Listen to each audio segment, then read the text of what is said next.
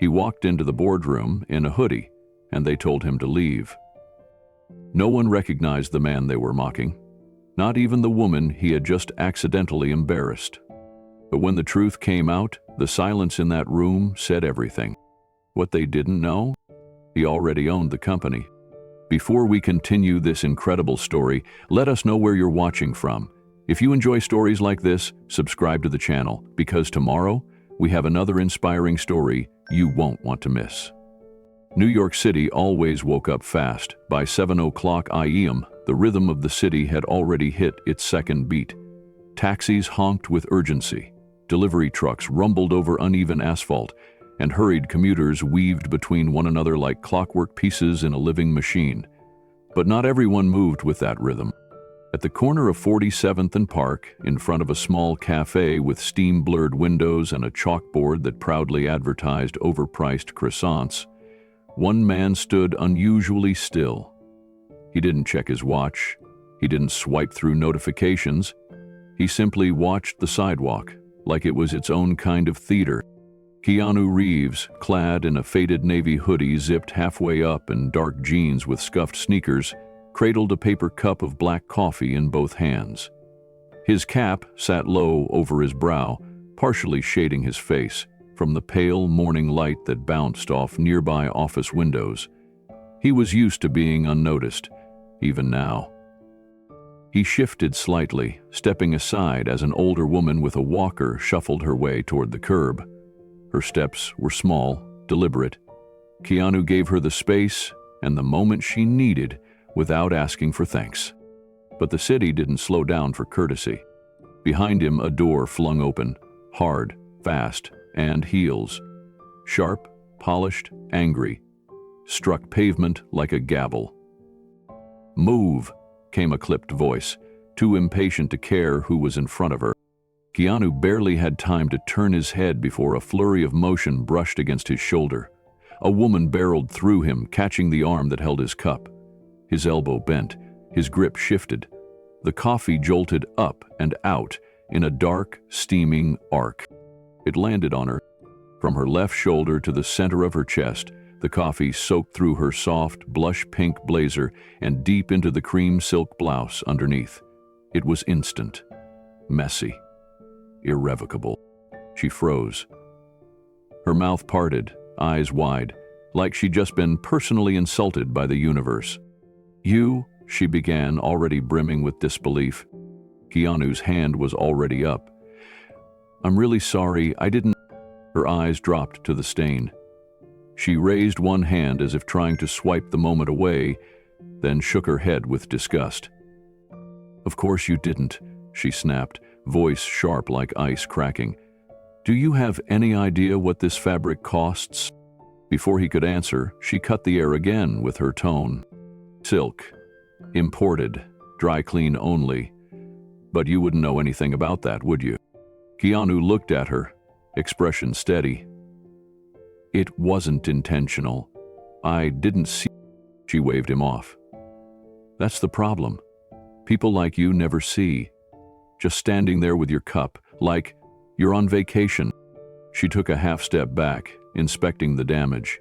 The dark blotches spread unevenly across the pale material, like ink across parchment. From the sidewalk, a few pedestrians slowed down to witness the unfolding spectacle. A man with AirPods in paused his music. A woman glanced back over her shoulder. New York was rarely short on drama, but this felt personal. Keanu reached into his hoodie pocket and pulled out a folded napkin. "Here." She didn't look at it.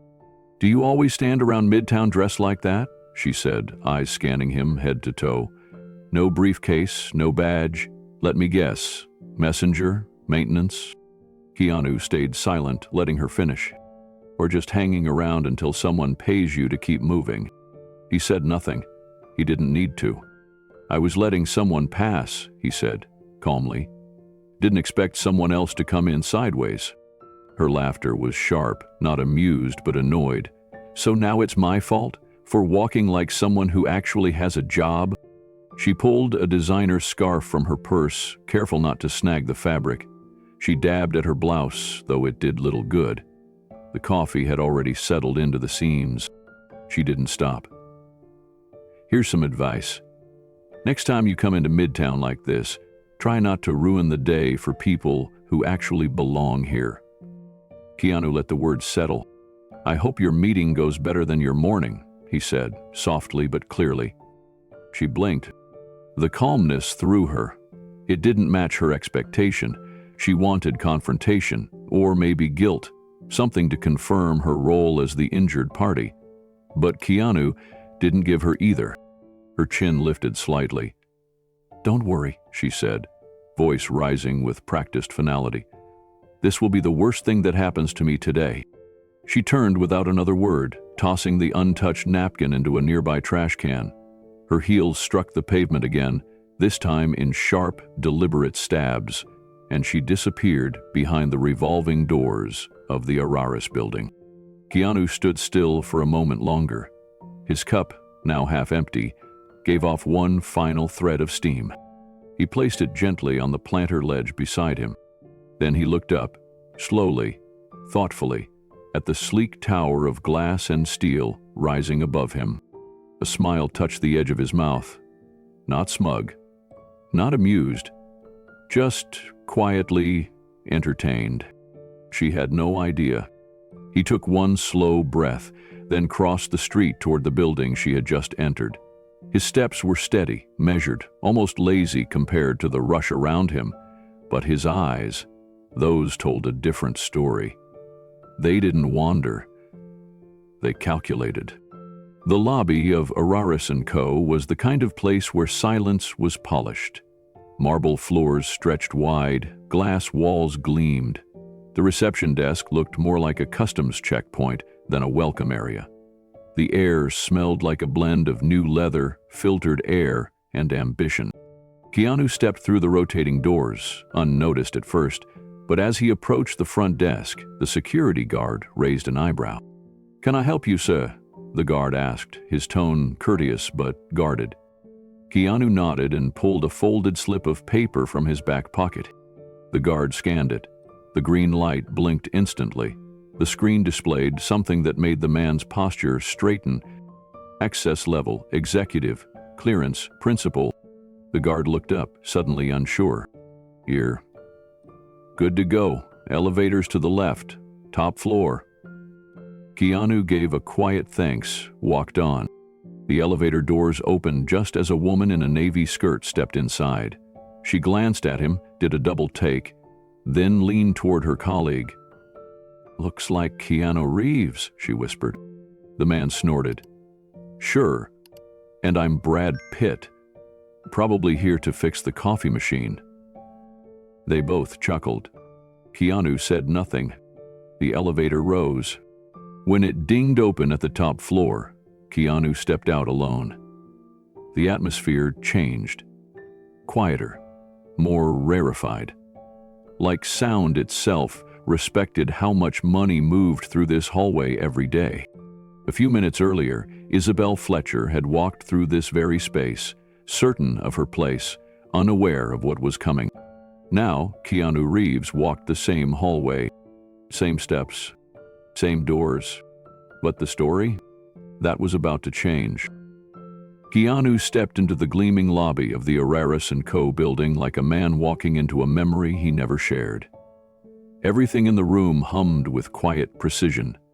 Glass walls polished to a shine, polished concrete floors with not a single smudge. Even the air smelled designed, filtered eucalyptus, new carpet, and the trace of someone's designer fragrance drifting in the wake of moving ambition. He stood still for a moment, letting the pulse of the building surround him. No one made eye contact. No one acknowledged him. In Midtown Manhattan, anonymity wasn't an insult. It was expected. His steps echoed as he approached the security desk, passing sleekly dressed men and women who didn't spare him a second glance.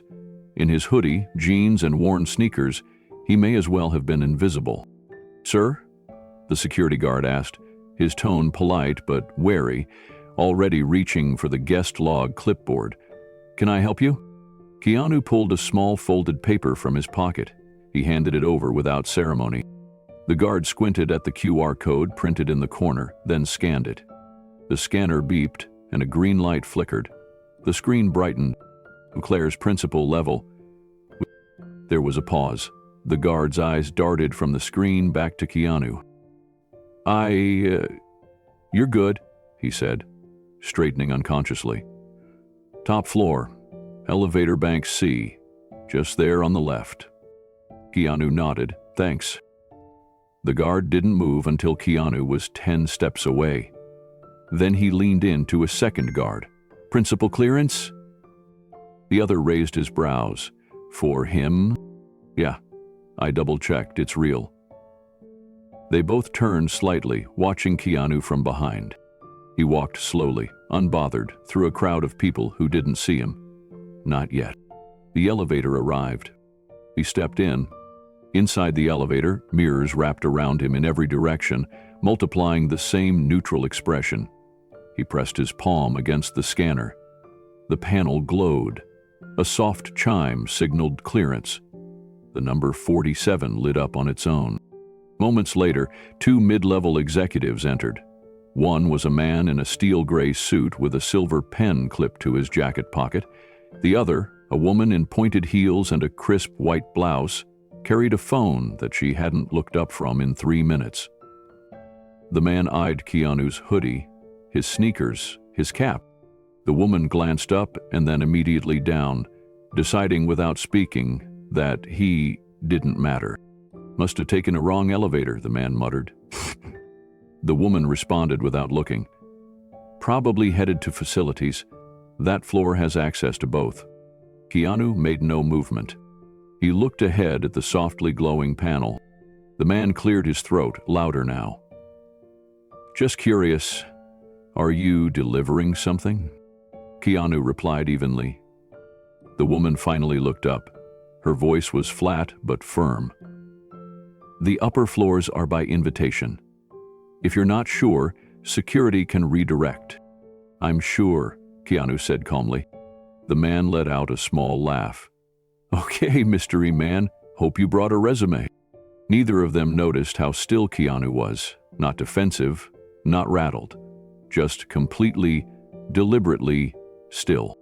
They kept their distance after that. At floor 22, a chime sounded. The doors opened, and both executives stepped out, still chuckling under their breath. The doors closed again. Keanu remained alone. Rising, the elevator passed floor 30, then 35, gliding upward in silence. The closer it got to 47, the more the air seemed to change. Not colder, just denser. Like expectations pressed against the walls. Keanu exhaled once through his nose, his face unreadable. He wasn't preparing. He didn't need to. He already knew what was waiting. When the doors opened, the hallway was empty, quiet and overlit. Every surface was sleek. The carpeting was thick enough to mute footsteps. Frosted glass lined the corridor like secrets waiting to be unlocked. He stepped forward. Halfway down the hallway, a woman in a tight bun passed him carrying a folder. She slowed as she walked past him, eyes darting toward his shoes, then his hoodie, then the ID-free cap. She didn't stop, but her brow furrowed as she glanced back once before disappearing behind a door marked legal. He kept walking. From a distance, he could hear voices now, confident, polished, eager to dominate a room. The air near the end of the hall buzzed with urgency and self-importance. The glass door ahead read, Orion Conference Room, Executive Strategy, Presentation in Session. Keanu stopped outside it, letting the hum of conversation pass through the seams of glass and steel. Inside, someone was speaking fast. He recognized the cadence. Isabel Fletcher. He hadn't changed her rhythm. Still commanding. Still convinced. Still unaware. Through the glass, he could see figures seated at the long table. Power ties, digital notepads, manicured nails flipping pages of projection binders. The kind of people who heard their own voices more often than anyone else's. He adjusted the strap of his shoulder bag and placed his hand gently on the handle. No pause. No nerves. He pushed the door open. Silence didn't follow. But something shifted. A ripple. The kind that doesn't crash, but spreads. He entered with no announcement. No folder, no badge, no fanfare. Just the same hoodie, the same calm. He wasn't here to prove anything. He was here because he already belonged. The Orion conference room sat on the 47th floor like a command bridge floating above Manhattan. It wasn't just another corporate meeting space. It was where reputations were made, decisions sealed, and futures dictated with carefully coded PowerPoint slides. Everything inside was expensive, from the Italian leather chairs to the curved 8K display wall behind the glass podium. And at the center of it all stood Isabel Fletcher. She commanded the room like a conductor before the overture. Her blouse, once stained with coffee from that morning's collision, was now hidden beneath a perfectly folded silk scarf. Her lipstick was fresh, her confidence untouched. "We're expecting the investment group's senior partner at the top of the hour," she announced crisply. "Until then, let's run through the structure one last time." Everyone in the room turned their attention to the screen. Line charts climbed like ambition. Organizational flow charts gleamed with subtle color codes. Isabel clicked through slides at an even pace. "Our priority," she said, "is to position Valaris as modern, agile, and strategically aligned. We are not selling a company, we're selling certainty." No one argued. The room was filled with agreement, or at least with people too smart to challenge her. A voice from the marketing team added, "Is there any update on who the actual buyer is?" Isabel gave a tight smile. "Just know that they're powerful enough to remain unnamed. Our job is to impress." She clicked to the next slide. The tone in her voice sharpened. "We must present as polished, as unified, and as committed to efficiency and excellence. No room for ambiguity, distractions, or disorder." Just then, the door to the conference room opened. Every head turned, and in walked Keanu Reeves. He didn't walk fast. He didn't walk slow. He moved like someone completely unconcerned with the energy in the room, yet fully aware of it. The door closed behind him with a soft click. Keanu scanned the space calmly, then walked toward an empty chair, not at the head of the table, but close enough to see every screen, hear every word, and be heard if needed. The room didn't quite know how to respond. A few younger analysts exchanged bewildered glances. One of them mouthed, "Is that?" Isabel stepped forward quickly. Her heels tapped once, twice. She placed herself directly between Keanu and the front of the room. The word didn't carry emotion. It was loaded with judgment. Keanu looked up at her with the same expression he'd worn earlier that morning on the sidewalk. "I'm here for the meeting," he said. "This meeting is private. I was invited." Her gaze narrowed. "By who?" "Your reflection," Keanu replied, calm as ever. A few people in the room stifled nervous coughs. Isabel didn't blink. "You don't belong on this floor. And I don't have time to argue with someone who wandered in off the street." "I didn't wander," Keanu said, without raising his voice. "I came to listen. If you don't leave now, I'll have security escort you out." But before the threat could hang in the air too long, the door opened again, and in walked Harold Flint. His presence changed the room immediately. He was the man with the signature, the one who held the papers everyone wanted to see. "Mr. Reeves," Harold said brightly, walking toward Keanu and shaking his hand. "I'm glad you made it." Gasps, audible ones. Harold turned to the group. "Everyone, allow me to introduce the principal stakeholder of the acquiring consortium, Keanu Reeves." No one moved at first. Even Isabel didn't speak. Her mouth opened slightly, then shut. She turned toward Harold slowly, as if her ears had deceived her. "I'm sorry," she said, controlled and careful. "Did you say Keanu Reeves is buying Valaris?" Harold nodded with a smile. "Through his holding company. He's the final signature on the deal." A manager from compliance whispered, "The guy in the hoodie?" Another muttered, I thought he was someone's driver." At the far end of the table, an intern quietly pulled out their phone under the desk and started typing. "Keanu Reeves, Valaris, acquisition, Keanu, meanwhile, said nothing. He simply remained seated, eyes moving around the room, not to intimidate, but to observe, to understand. Isabel finally regained her voice. "Well," she said with a brittle smile, "this is unexpected." "I've heard that more than once today," Keanu said softly. Harold gestured toward the screen. "Please continue, Isabel. Mr. Reeves has come to observe today's presentation." Isabel's jaw flexed, but she clicked the remote in her hand and advanced the slide. "As I was saying," she began again, this time quieter, "Valaris stands to become one of the most competitive media financial hybrids in the industry, but only if we commit to bold restructuring." She motioned toward the screen behind her. "We need discipline, standardization, visual consistency, a clear signal to the market that we don't tolerate disarray." Her voice didn't waver, but something in the room did. Because now, every word was being measured not just by the audience, but by the man no one expected to matter.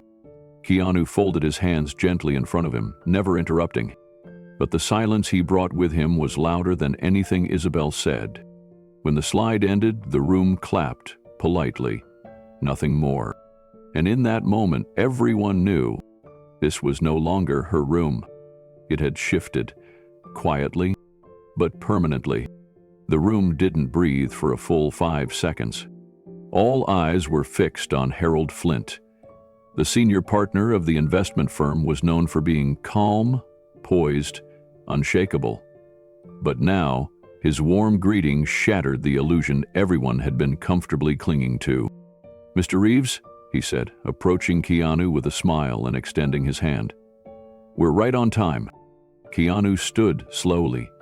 The two men shook hands like it was the most natural thing in the world. To Harold, it was. To everyone else, it was a paradigm shift. The junior associate's eyes went wide, then narrowed as she whispered, "Is this a stunt?" Another murmured, "Wait, like the Keanu Reeves?" No one answered. Isabel remained still, her feet cemented to the polished floor, her hands, resting at her sides, curled tightly into fists. She opened her mouth, closed it, then tried again. "I'm sorry, did you just call him Mr. Reeves?" Harold looked at her, still smiling, oblivious or indifferent to the storm brewing behind her eyes. "Yes, Isabel. Keanu Reeves is the lead investor on this acquisition. His private entity is backing 79% of the purchase. I assumed you were briefed?" "I wasn't," she said. The words came out too fast, too clipped. She cleared her throat. "This is unexpected." Keanu sat down again and calmly replied, "I've heard that a lot lately. Polite, measured." But there was something undeniable in the way he said it. He landed, soft as snow, heavy as truth. No one moved. Even the tapping of keyboards had stopped. The shuffle of papers, the click of pens, all frozen. For a long moment, the room existed only in silence. Harold, trying to ease the tension, gestured to the screen. "Let's continue. Mr. Reeves prefers a quiet entry. He's here today to observe. Nothing changes." But everything had changed. Isabel stepped back toward the screen, her expression blank. The scarf at her neck suddenly felt tighter. Her fingers brushed it as if adjusting, but the gesture betrayed discomfort, not poise. "Of course," she said, "let's continue." Her voice was even, but her eyes betrayed a flicker of uncertainty as she clicked to the next slide. This proposal outlines a 3-phase restructuring, starting with executive realignment, followed by public image refinement, and finally, operational streamlining. She spoke quickly, trying to regain momentum. Keanu sat motionless, not bored, not dismissive. Listening. His presence reshaped the table's gravity. No one leaned toward Isabel now. They leaned back. Watching him, she clicked again. Our external image must reflect strength, modern leadership, precision. She didn't look at him, not directly, but everyone else did. One hand near the end of the table began to take notes. Slowly, cautiously, Isabel paused for breath. We want to align Valaris with global expectations. No surprises, no loose ends. Every face should reflect the brand. She didn't mean to do it, but her eyes flicked toward Keanu for half a second. It was enough. And he noticed. Isabel turned back to the screen, determined to keep control. She gestured to a new slide. This is the ideal corporate image grid, she said. This is what clients respond to. This look, this tone, this energy. It was a collage of high-polished portraits. Executives in suits, perfect lighting, perfect posture, gloss without substance. Keanu said nothing. He didn't need to. Someone at the table shifted in their chair. Another lowered their pen and folded their hands in their lap. The room had started listening with a different filter. Isabel clicked to the next slide. Our message needs to be clear. We value excellence, consistency, and visual integrity. We do not want to send mixed signals about who we are or who we welcome. The moment passed, like a blade under silk. She hadn't named him, but she didn't have to. Harold glanced at his tablet. No one looked at Isabel now. Everyone looked at Keanu. Still, he waited. Then someone from the legal department, a woman with steel-rimmed glasses and quiet resolve, finally broke the silence. "Mr. Reeves," she said gently, "do you have any thoughts on the vision presented?" All heads turned. Keanu leaned forward slightly, elbows resting on the polished wood. "I appreciate clarity," he said. His voice was steady. "But I also know that clarity isn't always kindness, and control doesn't always mean character." The room held its breath. He paused, then leaned back again. "That's all." But it wasn't. It was enough. Because in that moment, Isabel Fletcher, still standing at the head of the table, remote in hand, realized something cold and clear. She had prepared 32 slides. He had spoken only 30 words. And still, every eye had shifted. Not to polish, to presence. Isabel stood with the poise of someone who had done this 100 times, maybe more. Her heels made no sound now on the plush carpet of the boardroom as she paced slowly in front of the massive screen, every movement measured, deliberate. She clicked the remote. "Slide 9, she announced. "Visual alignment." The screen shifted to display a mock-up of the leadership team's new image campaign. Each executive was styled in modern monochrome tones. Bold, powerful, streamlined. It looked more like an ad for a luxury watch brand than a corporate hierarchy. "This is how we reintroduce Valaris," Isabel said. "Not just as a company, but as a presence. We eliminate brand inconsistency from email signatures to wardrobe. We send one unified message: authority." She glanced toward the room. Most eyes were on the screen, but not all. Jasmine sat still, brow slightly furrowed. Brian's arms were crossed, his gaze moving between Isabel and Keanu. Keanu hadn't said a word since the meeting resumed. He sat near the middle of the table, quiet, observing.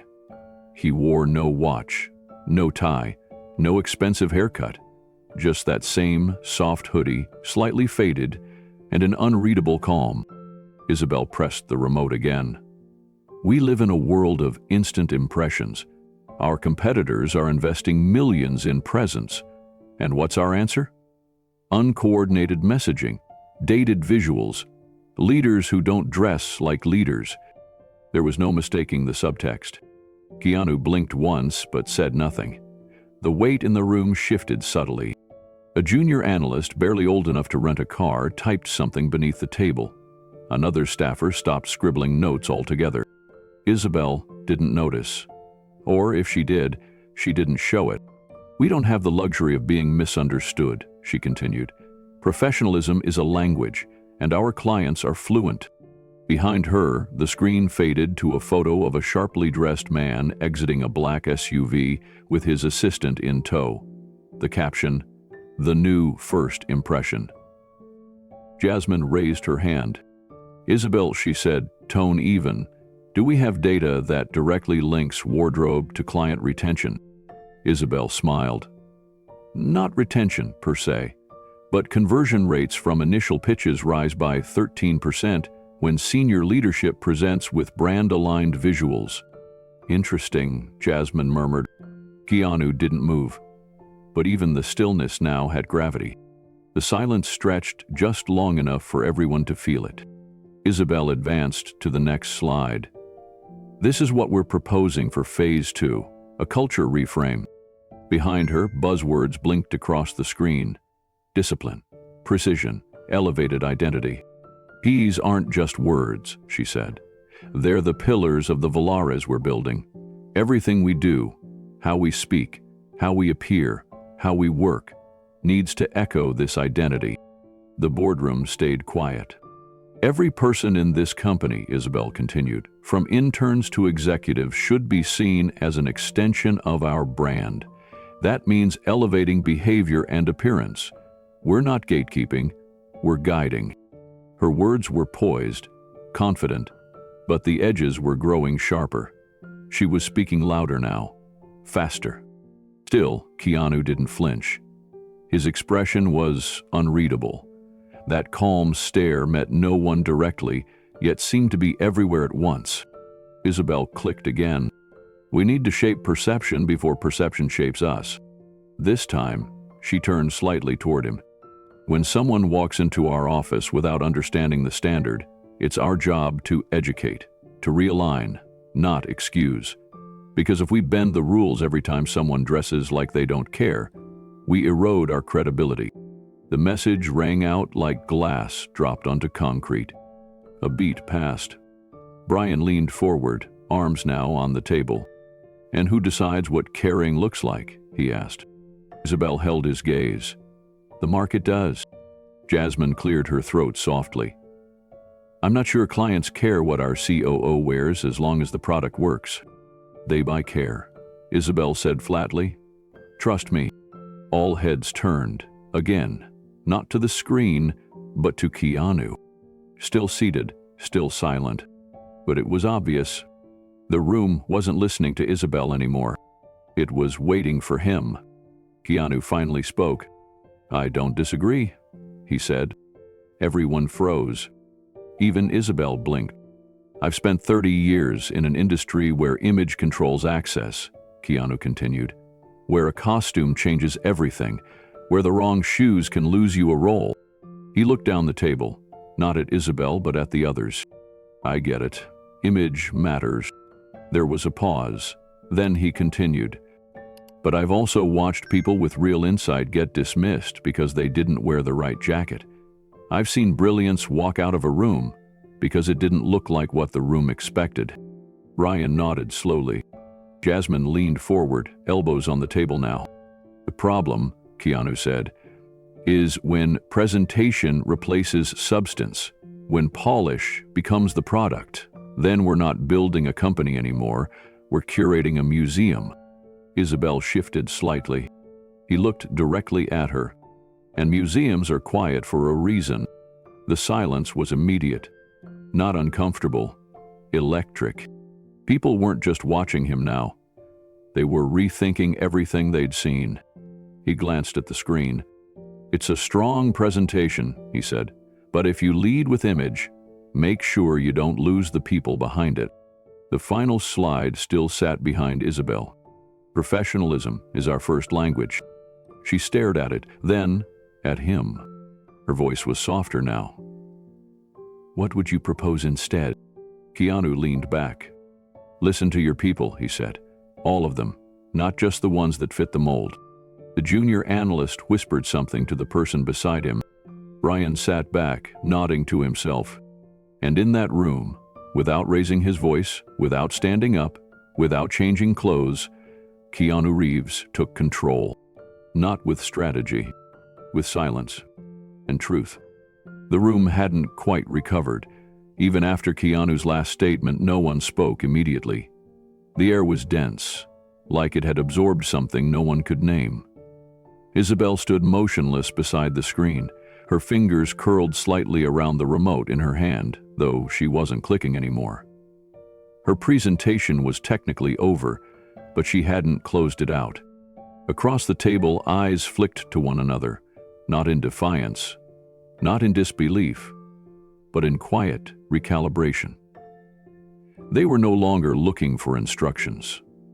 They were adjusting to gravity's new direction. Finally, a voice broke through. "Mr. Reeves?" came a soft but clear tone. It was Andrea Wells, legal counsel.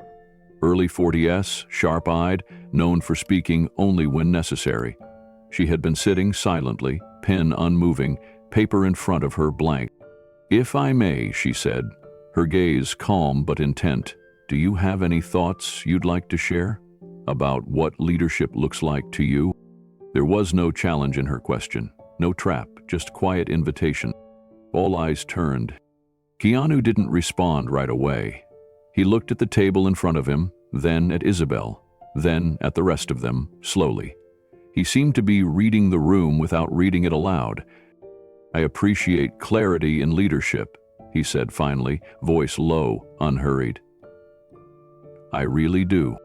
The room didn't breathe. "But sometimes," he continued, "people confuse clarity with control."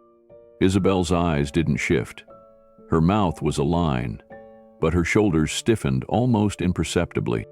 "And control," Keanu said, "gets mistaken for character." He let that sit there. Jasmine's eyes lowered to her hands. Brian sat perfectly still. Keanu folded his hands loosely in front of him. "Hey, character isn't something you perform," he said. "It's what shows up when no one's performing."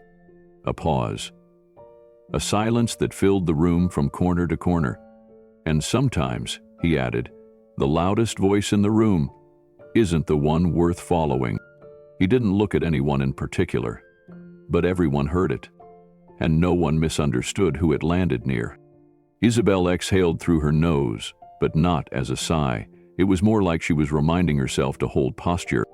Harold leaned back slightly in his chair, arms crossed, lips parted just enough to show surprise, not because of what was said, but because of how little it took for Keanu to say it. No raised volume, no dramatic pause, just a sentence that quietly sliced away at the surface of the room. Andrea nodded once, slowly. "Thank you." Keanu gave her a slight nod in return. No one else spoke, because after that, what could they possibly say? The meeting should have continued, but no one rushed to fill the space. The slides were still up on the screen, but no one looked at them anymore. There were no charts being analyzed, no questions being posed. The room had drifted into something deeper. Thought. Brian glanced at the tablet in front of him, but didn't touch it. His gaze drifted toward Keanu, then toward Isabel. Jasmine crossed one leg over the other and rested her hands quietly in her lap, watching the tension stretch across the room like a drawn wire.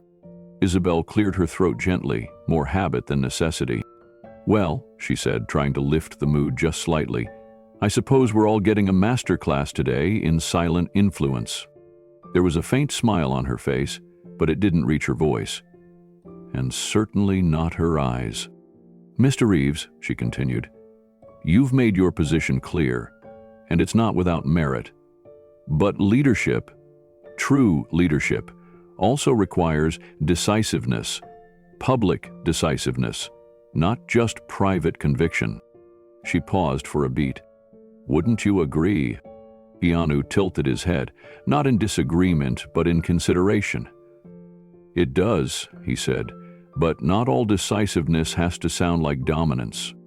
That reply was too soft to sting, too calm to confront, and yet Isabel's shoulders tensed again. She wasn't used to being challenged without being directly attacked. She wasn't sure how to brace for that kind of resistance, the kind that didn't feel like resistance at all. Jasmine spoke next. "What I think we're seeing," she said, carefully, "is that there's a version of leadership that doesn't need to be seen to be felt." She turned toward Isabel. "Which doesn't mean your structure isn't valuable.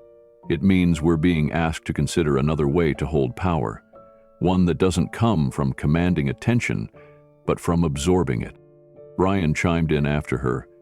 And one that doesn't hinge on optics, he added, but on presence.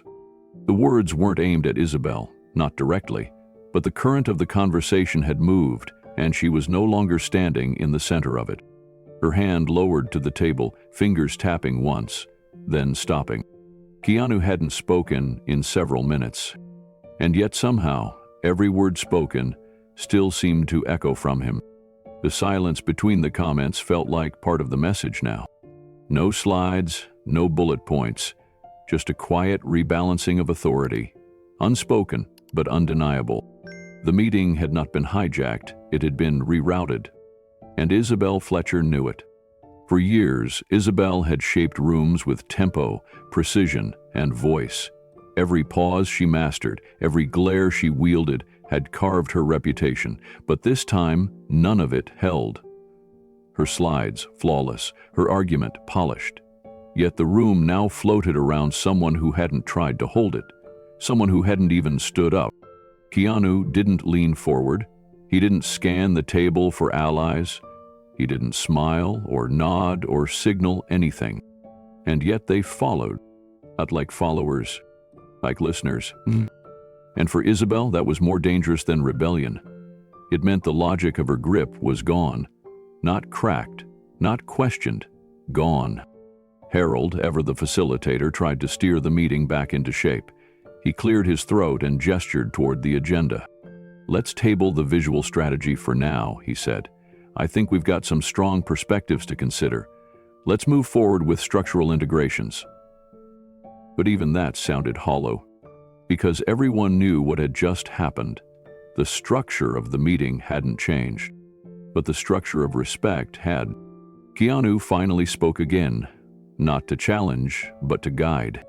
"If I may," he said quietly, "I'd love to hear what people feel, genuinely, about our current internal culture. Not the reports, just what you feel." He turned slightly toward Jasmine. "You mentioned earlier we need to consider how people feel seen. What does that mean to you?" Jasmine blinked, caught off guard by being asked directly. Then she nodded. "I think it means," she said carefully, "that if we only listen to the loudest voices, or the most refined ones, we're missing everyone else. Culture is built from the ground up, not the brand deck down." Keanu nodded once, slowly. "Thank you." He turned to Brian next. Brian shrugged. "We've spent years talking about messaging. I'd like us to talk about meaning." A murmur of agreement followed from the far end of the table. One of the younger team leads, a woman from finance who had never spoken in a meeting like this, raised her hand slightly, then lowered it, then spoke anyway.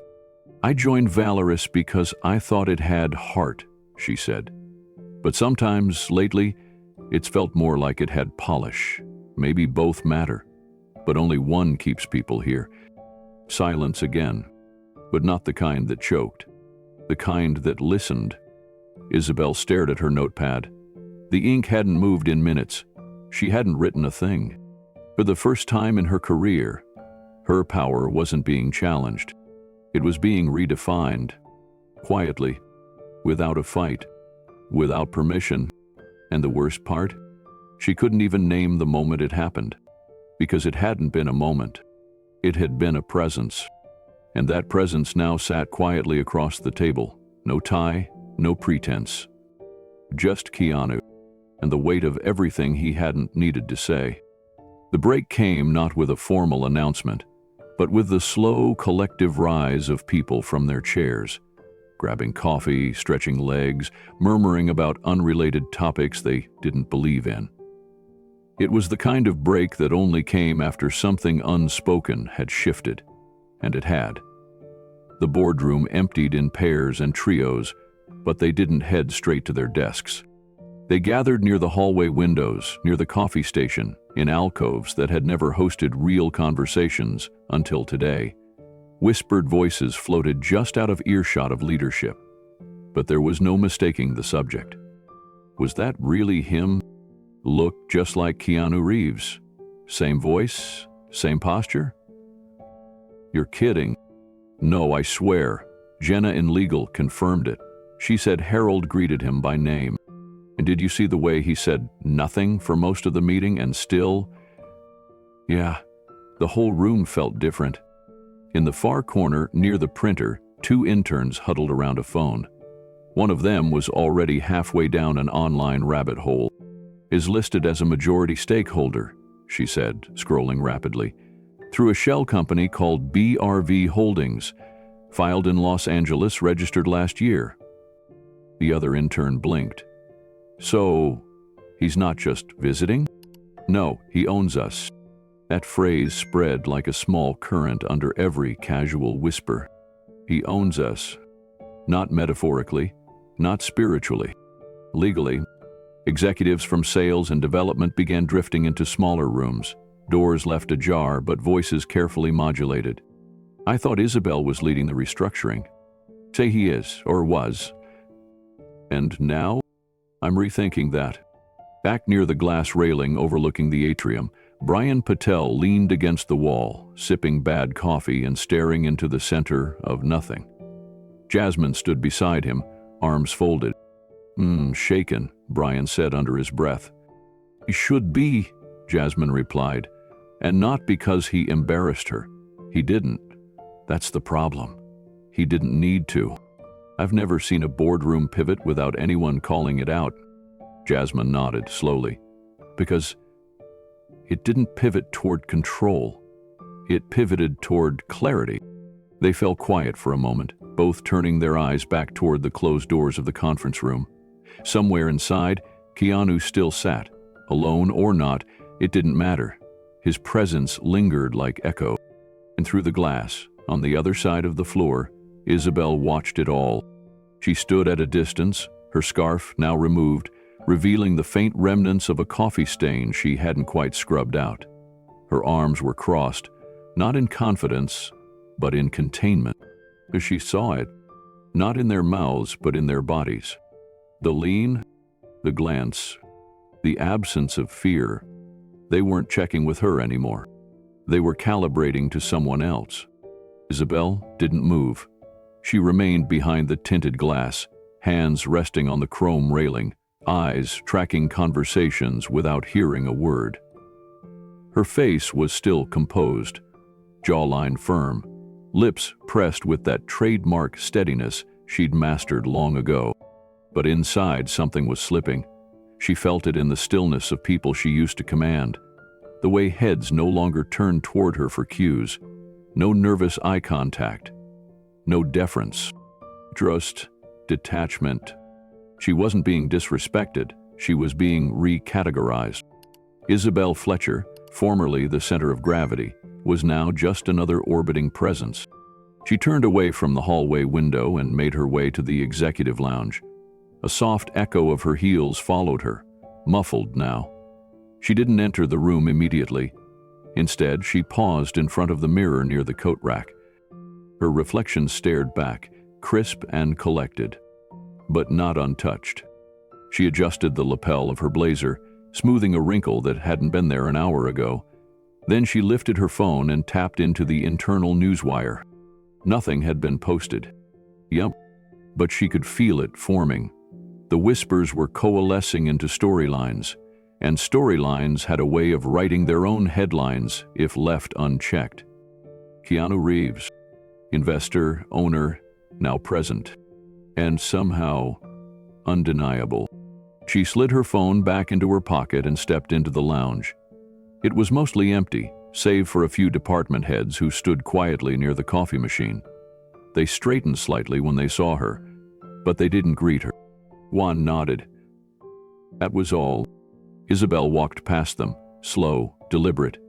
She poured herself a cup of herbal tea, something she rarely drank, but the coffee today felt like a symbol she didn't want to touch.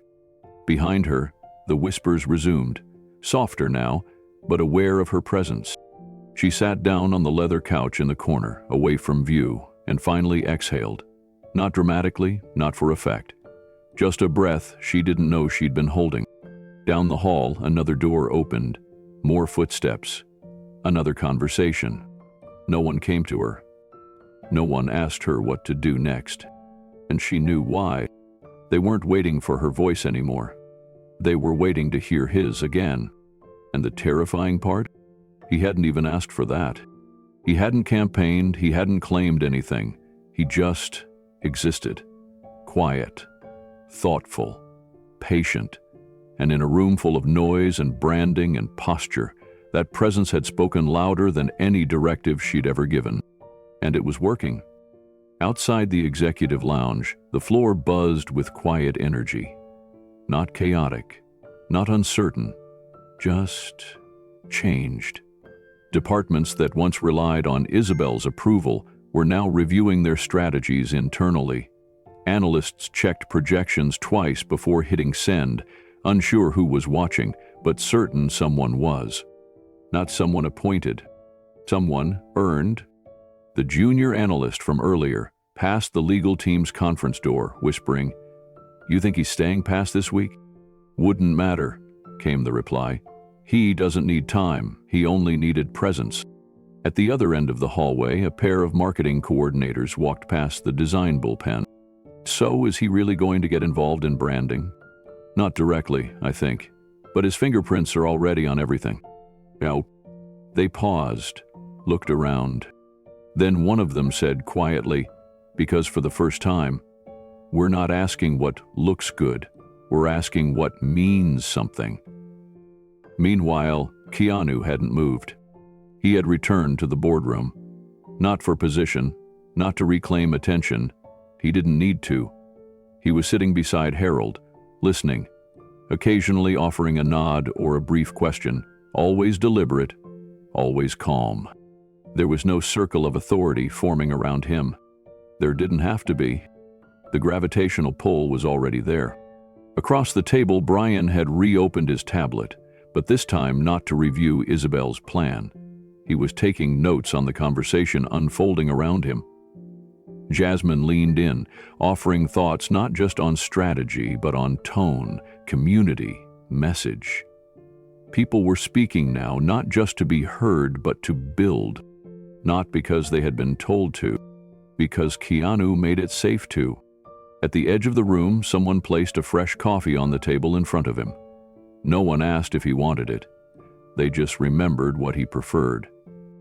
Black, no sugar, simple. Back in the hallway, Isabel stood just outside the door, unseen. She didn't walk in. She didn't interrupt. She just watched the new center form. Without force, without announcements, without her. And in that quiet moment, the truth sank in. It wasn't rebellion. It wasn't politics. It was relief. The team didn't hate her. They just didn't need her version of leadership anymore, because something better had entered the room. Not louder, asteristory. And in a company obsessed with optics, that shift in trust, silent, collective, irreversible, was louder than any slogan she could write. She stepped away from the doorway, the voices inside still murmuring, still rising, not to challenge, but to create. And Keanu? He just sat there, not leading, just being, and somehow that was more powerful than all the titles she'd ever held. The door opened with just enough force to announce presence without drama. Isabel Fletcher re-entered the boardroom with her posture restored and her eyes laser-focused. She had taken her time, not out of retreat, but out of calculation. She'd spent the last 20 minutes staring at herself in the mirror, repeating the same sentence in different tones. She had weighed options, measured risks, and landed on one truth. She couldn't pretend it hadn't happened. So now she would flip it, reframe it. As she stepped into the room, conversations tapered off, not from fear, but because something had changed. Everyone knew she was about to try and reclaim her seat at the table. And they were curious, just not invested. Keanu didn't turn to watch her enter.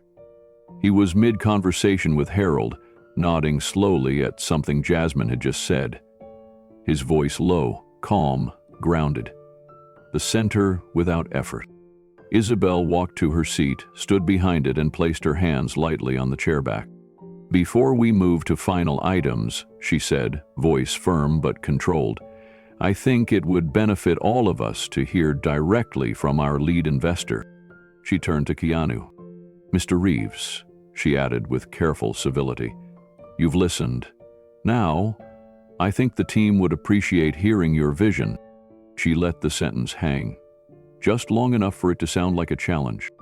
A few heads turned to Keanu, unsure how he'd respond. Harold opened his mouth to smooth the moment, but Keanu lifted one hand slightly, not to silence, just to signal patience. He waited a beat, then two, then three.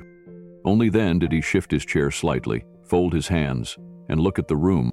He didn't clear his throat, didn't sigh for effect. He simply began. "I didn't come here to make noise," he said. Simple, quiet, and every word pulled the air in. "I came here because something about this company, about what it used to stand for, still matters, and I wanted to see if the soul of that was still here." No one moved. He looked across the faces in the room, not skipping over Isabel. This place was founded on innovation, sure, but more than that, it was founded on people who weren't afraid to be misunderstood while building something honest. He paused, and somewhere along the way, the fear of being misunderstood got replaced with a fear of being imperfect. That landed, not hard, just deeply. Jasmine glanced sideways at Isabel, then back to Keanu. He continued, "What I see here now is performance, people performing leadership, performing confidence, performing structure, but not always practicing curiosity." He said the last word slowly, as if it deserved to be reintroduced. Across the table, Isabel's fingers tightened slightly around her pen. She kept her expression neutral, but the shift in the room was palpable. People weren't nodding in agreement, not yet, but they were leaning in. Keanu's voice remained steady, not rehearsed, not dramatic, just deliberate. "I'm not here to restructure a brand. I'm here to rebuild a culture," he said. His eyes scanned the table again. "Because the truth is, you can hire consultants to polish an image, but if the people behind the logo don't believe in what they're building, it collapses from the inside." Brian's pen, which had hovered above his notepad, finally touched down. He started writing. Jasmine folded her arms across her lap, eyes fixed, thoughtful. Keanu continued, "What makes a company resilient isn't how well it controls a message. It's how deeply it understands its people, what they bring, what they feel, what they fear." He shifted in his seat slightly, not to reposition authority, but to settle, to anchor. "I'm not asking anyone to agree with me," he said, "but I am asking this company to remember how to ask questions again. Real ones, not scripted, not strategic, just human." A long breath swept through the room like a breeze. Isabel blinked slowly, her body still, but her mind pacing fast. She had asked for his vision. She hadn't expected it to feel like a mirror being held up. Keanu tapped a finger lightly on the table. The sound was barely audible, but everyone heard it. It pulled attention like a thread. "You asked me to speak," he said, looking now directly at Isabel. "So let me say this clearly. This company forgot how to be curious." There was no hostility in his voice, just truth. "And I'm here to change that." The words landed, not like a threat, not like an order, but like a direction.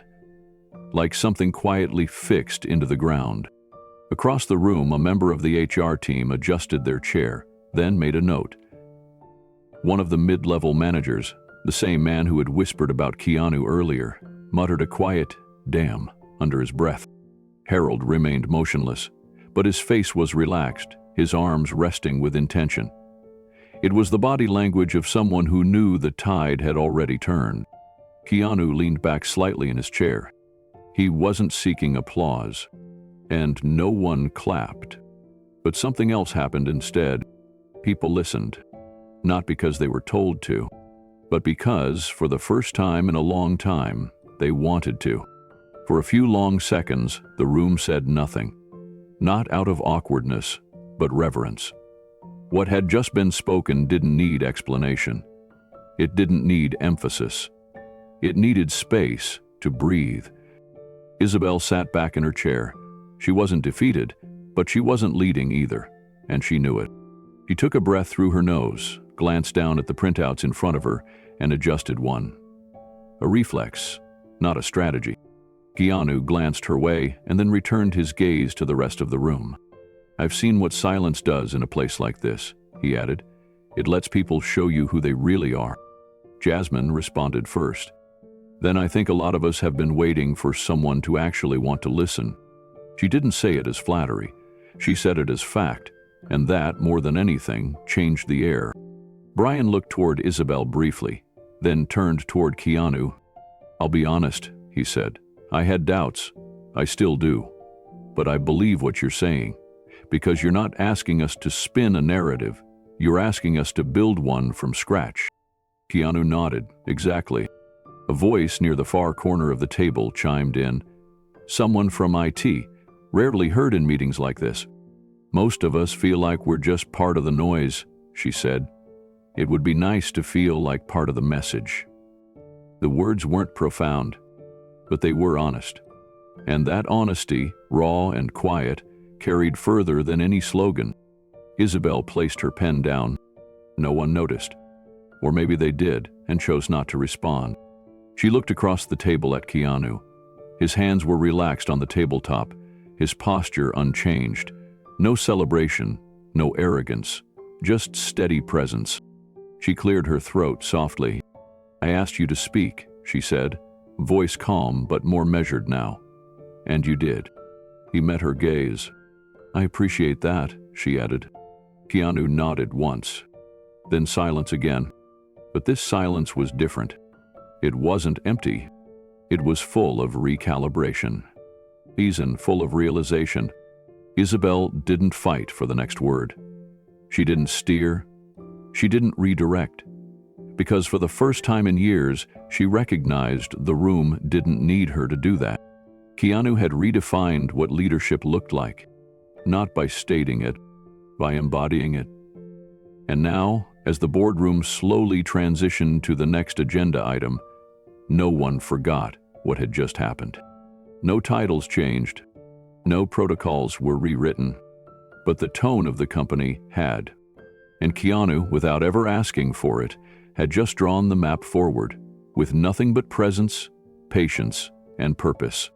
The air in the boardroom had changed, not in temperature, not in sound, but in weight. After Keanu's words in the previous session, no one returned to the table quite the same. Papers were shuffled, cups refilled, laptops opened. But focus had realigned, quietly and definitively. Harold was the first to speak. "Well," he said, adjusting his glasses, "perhaps we've all needed a moment like that." He didn't say who he was referring to, but everyone knew.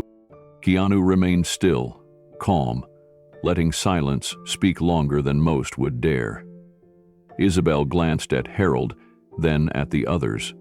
Their body language had shifted. She wasn't being ignored, but she wasn't being deferred to either. Jasmine broke the silence next. "I'd like to propose we pause the agenda and open this space to real discussion," she said. "Not just points on slides, but thoughts on where this company's culture is actually headed." There was a low murmur of agreement. Isabel lifted her chin.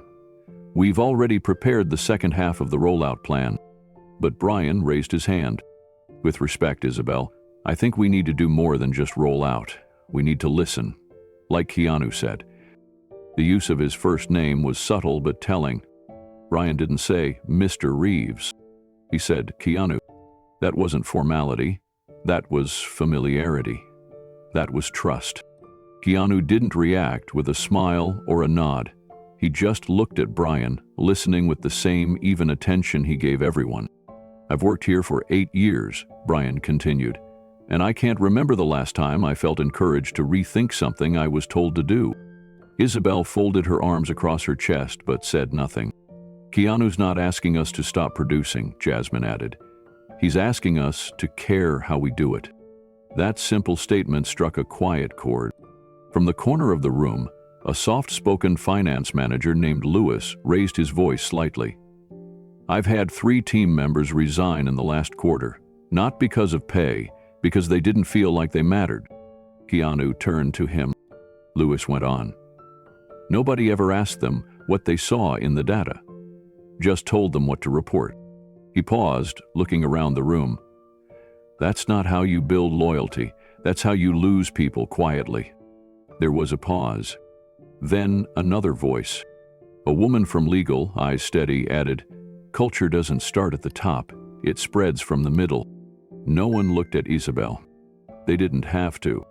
For the first time, she wasn't in the middle. She was outside of it. Isabel's pen tapped against her notepad once, then again. The rhythm wasn't conscious, but it betrayed her inner state. Restless, unsettled. Her eyes scanned the room, watching faces turn in directions that didn't point to her, and yet she said nothing. For once, the words wouldn't come easily. Keanu sat without shifting. His fingers were lightly steepled, elbows resting on the arms of his chair. His posture never demanded space, but somehow the space adjusted around him. Harold glanced around and cleared his throat. "Maybe this is a good time," he said, "to reconsider what kind of leadership gets results." No one disagreed. Brian leaned forward. "When I first joined, I remember the founder saying something that stuck with me. Lead by seeing people, not by managing them. Somewhere along the way, we lost that." Keanu looked up. "And do you want it back?" he asked. Brian nodded. "I think we all do. We just stopped believing it was possible." Keanu gave the smallest smile. "Then let's start there." Jasmine's voice came in gently. "What do you need from us?" "Your honesty," Keanu replied, "and your curiosity. Everything else we can build together." It didn't sound like a plan. It sounded like a pact. And it resonated in a way no mission statement ever had. From the far end of the room, the junior analyst, the same one who had been quietly Googling earlier, finally raised her voice. "I know I'm new here, but I joined because I believed in the idea that the work mattered. Not just the numbers, the people." She hesitated. "It's been hard to feel that lately, but today, I do." Isabel's jaw flexed, but she didn't interrupt. Jasmine turned toward the intern. "That's what we've forgotten to measure." Lewis, the finance manager, nodded. "And that's why our retention's been down. It's not the perks, it's the pulse." Keanu let them speak. He didn't rush to fill silence. He let thoughts complete themselves. Finally, he said, "Let's be clear. I'm not here to hand out new slogans. I'm here to find out what this company can still become if we stop pretending and start participating." That landed like a quiet drumbeat, measured, final. Isabel sat back in her chair, her hands folded tightly in her lap. She could feel it now, not just in words, but in glances. People were turning toward him, not with awe, not with celebrity fascination, but with belief, and that was something she couldn't fake. He hadn't asked for control, but he had earned something more dangerous to those who led by image alone: loyalty. By now, the boardroom no longer felt like a place of presentations, it felt like a place of decisions. Not the kind you vote on, but the kind you feel. Conversations turned to actions. Roles blurred. Barriers softened. People who had once stayed quiet out of protocol were now speaking, not loudly, just clearly. And Keanu listened. He didn't scribble notes. He didn't interrupt. He let people find their voice without stepping into the spotlight himself. Across from him, Harold slowly leaned back in his chair, a soft smile forming as he watched the team interact in a way he hadn't seen in years. Not posturing, not trying to impress, just trying to connect. At one point, someone suggested re-evaluating the onboarding structure. Another proposed launching listening tours with department heads. Jasmine offered to pilot one. Brian agreed to coordinate with HR. It wasn't a revolution, but it was real, and all of it flowed toward Keanu, not with obedience, but with trust. At the edge of it all sat Isabel. Her hands rested on the table, her mouth in a neutral line, her body angled toward the conversation, but no longer within it. For the first time, no one looked to her for approval. She was still in the room, but she wasn't at the center, and she could feel it. When Harold called for a short recess, the room didn't scatter like before. They lingered, talking in small groups, energy buzzing quietly, like something important had started and nobody wanted to step away from it. Isabel stood and walked toward the window. Her reflection stared back at her from the glass. Perfect hair, composed face, controlled expression. But behind it all, uncertainty. She had spent years crafting authority, mastering tone, commanding rooms with just a raised brow or a clipped phrase. But nothing she had built prepared her for this kind of change. Because this wasn't an attack. This was alignment, and she wasn't a part of it. She turned slightly, just in time to see Keanu laughing softly with Jasmine and Brian. Not a loud laugh, just human, genuine, effortless. She watched how they listened to him, not as a superior, as someone who had earned their presence. Isabel exhaled slowly, because in her world, people had always leaned in out of fear of missing something strategic. But now, they leaned in out of hope, out of the possibility of something better. And Keanu hadn't sold that to them. He had simply reminded them it was still possible. That was the real turning point. Not the moment he walked into the boardroom, but the moment they chose to follow a voice that didn't need to be raised to be heard. When the team returned from recess, there was an almost eerie sense of calm in the room. No one rushed to reclaim dominance. No one shuffled papers for effect. Conversations continued in small pockets before they faded into respectful quiet. Everyone waited for the next move. And everyone, silently, knew it wouldn't come from Isabel. Still, she wasn't ready to surrender the floor. As the hum of voices settled, Isabel stood. She didn't ask for attention. She assumed it. Old habits died hard. "If I may," she began, her voice poised. "I think it's important we don't lose sight of the objectives that brought us into this meeting to begin with." There was no resistance to her speaking, but no encouragement either. She pressed forward. "We've spent the last 3 quarters building a transition model to support our next phase of acquisition. The vision I laid out this morning reflects months of cross-departmental coordination, structural integrity, brand elevation, operational streamlining. These weren't just decisions, they were strategic." She looked to Harold, then Brian, then Jasmine. None interrupted, but none leaned in. "I believe we've had a productive moment of reflection," she continued, "but clarity must lead to direction, and I hope we don't conflate sentiment with structure."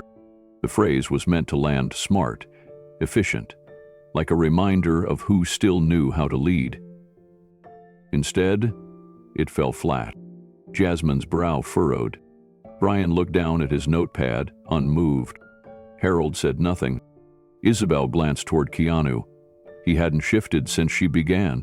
He sat there, still and listening, just as he had all morning. When she finished, the room was silent again. And then Keanu spoke. Just one sentence. "I'm not here to replace good work," he said quietly. "I'm here to make sure the work matters." The line was calm, but it cut clean. Brian blinked. Jasmine sat up straighter. Even Harold nodded, slowly. Keanu let the silence breathe. "I've seen Isabel's plan," he added, voice measured. "There's real thinking in it, but strategy without substance is just choreography." He folded his hands again. "What this company needs right now isn't a new script. It needs a new posture." The room stilled again, not with discomfort, but with clarity. Even Isabel didn't speak. Not yet. Keanu looked around. "So here's what I propose." He paused. "In the next 48 hours, I'd like to meet with each department lead privately. I want to hear what's working, what's missing, and what matters most to the people actually doing the work." No one objected. He continued, "After that, I'll return with a revised structure, one informed not by optics, but by what we've forgotten to see." The quiet that followed wasn't empty. It was full of decisions being made in silence. Eyes glanced across the table, weighing everything. Weighing Keanu's tone, his clarity, and the slow, undeniable shift of the room's gravity toward him. Jasmine was the first to speak. "That sounds reasonable, and more importantly, it sounds overdue." Brian nodded. "I'd be happy to start those conversations as early as this afternoon." From legal, the same advisor who had earlier asked Keanu to share his thoughts added, "It's rare that leadership takes time to understand the layers beneath the presentation. You have my full cooperation." Even Harold chimed in, smiling slightly. "I'll clear space on my calendar." Keanu gave a soft nod in return. "Thank you." All of this unfolded in front of Isabel, and still, she said nothing. It wasn't that she had nothing to say. It was that she finally understood no one needed her to say it. And Keanu wasn't looking to shut her down. He hadn't taken shots. He hadn't dismissed her work. He had acknowledged its structure, then moved past it with something heavier. Something she hadn't thought to bring into the room. Meaning. She shifted slightly in her seat. "I believe," she said slowly, "that this board has always valued performance backed by rigor." It wasn't disagreement. Not quite. But it was a statement meant to remind the room she still existed in it. Keanu met her eyes. "I agree," he said. "But rigor isn't threatened by listening, it's sharpened by it." Isabel blinked. That line hadn't been delivered like a weapon, but it had cut cleaner than anything else she'd heard today. Jasmine tapped her stylus on the edge of her tablet. "If we're done with the deck," she said, "I'd like to recommend we reassign the rest of the day's schedule to collaborative planning." Harold turned to Keanu. "Would that work for you?" Keanu didn't answer right away. He glanced around the room. "Yes," he said simply. "It would." And that was it. There was no vote, no debate, no pushback, only a shift. Small nods, quick glances, schedules mentally rearranged. But most telling of all, Isabel didn't move.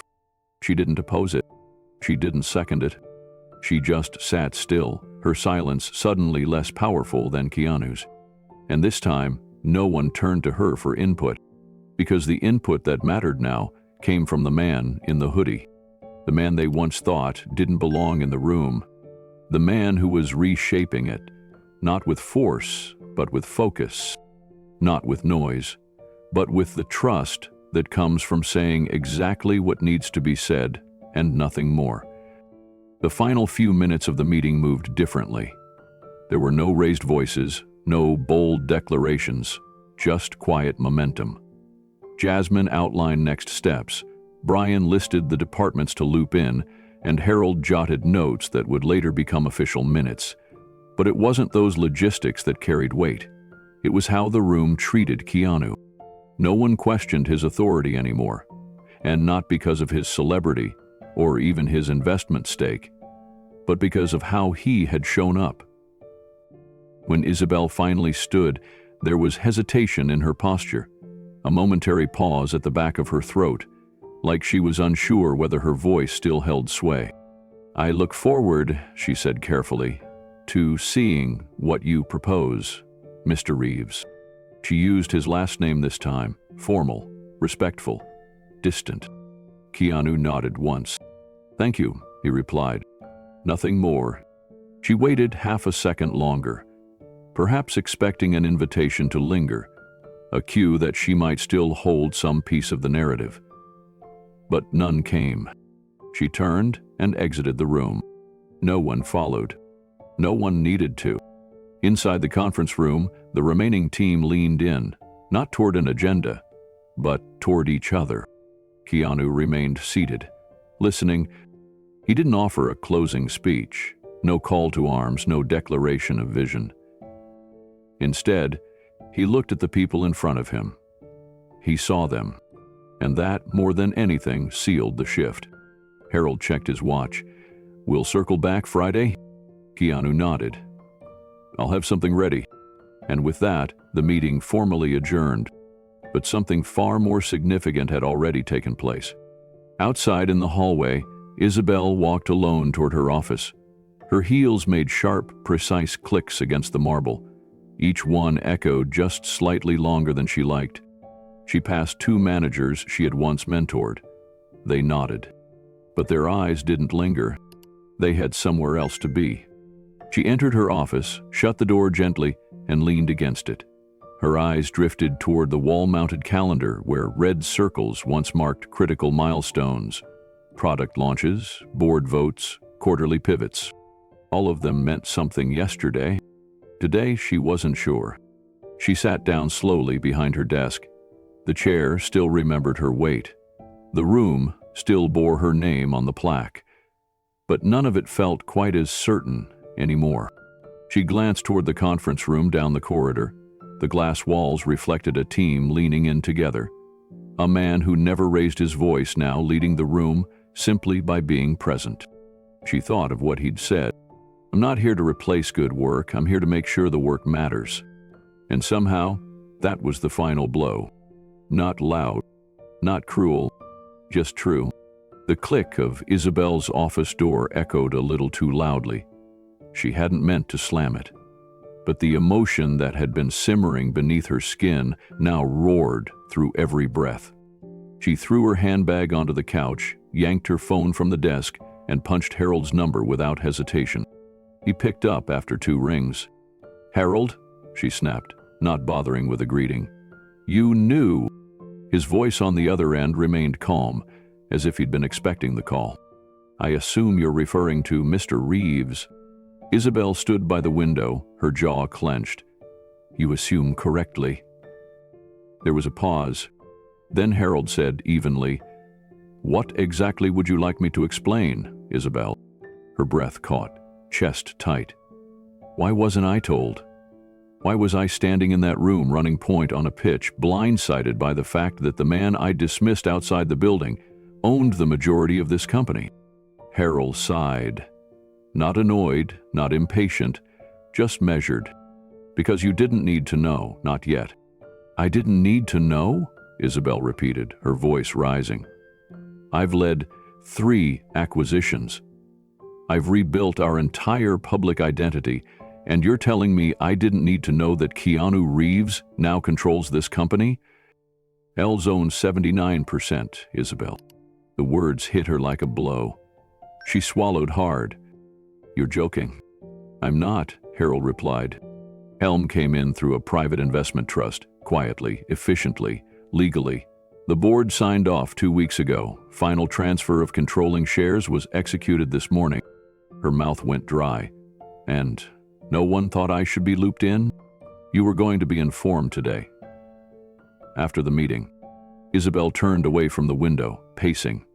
Her heels tapped rhythmically across the floor. "You ambushed me, Harold."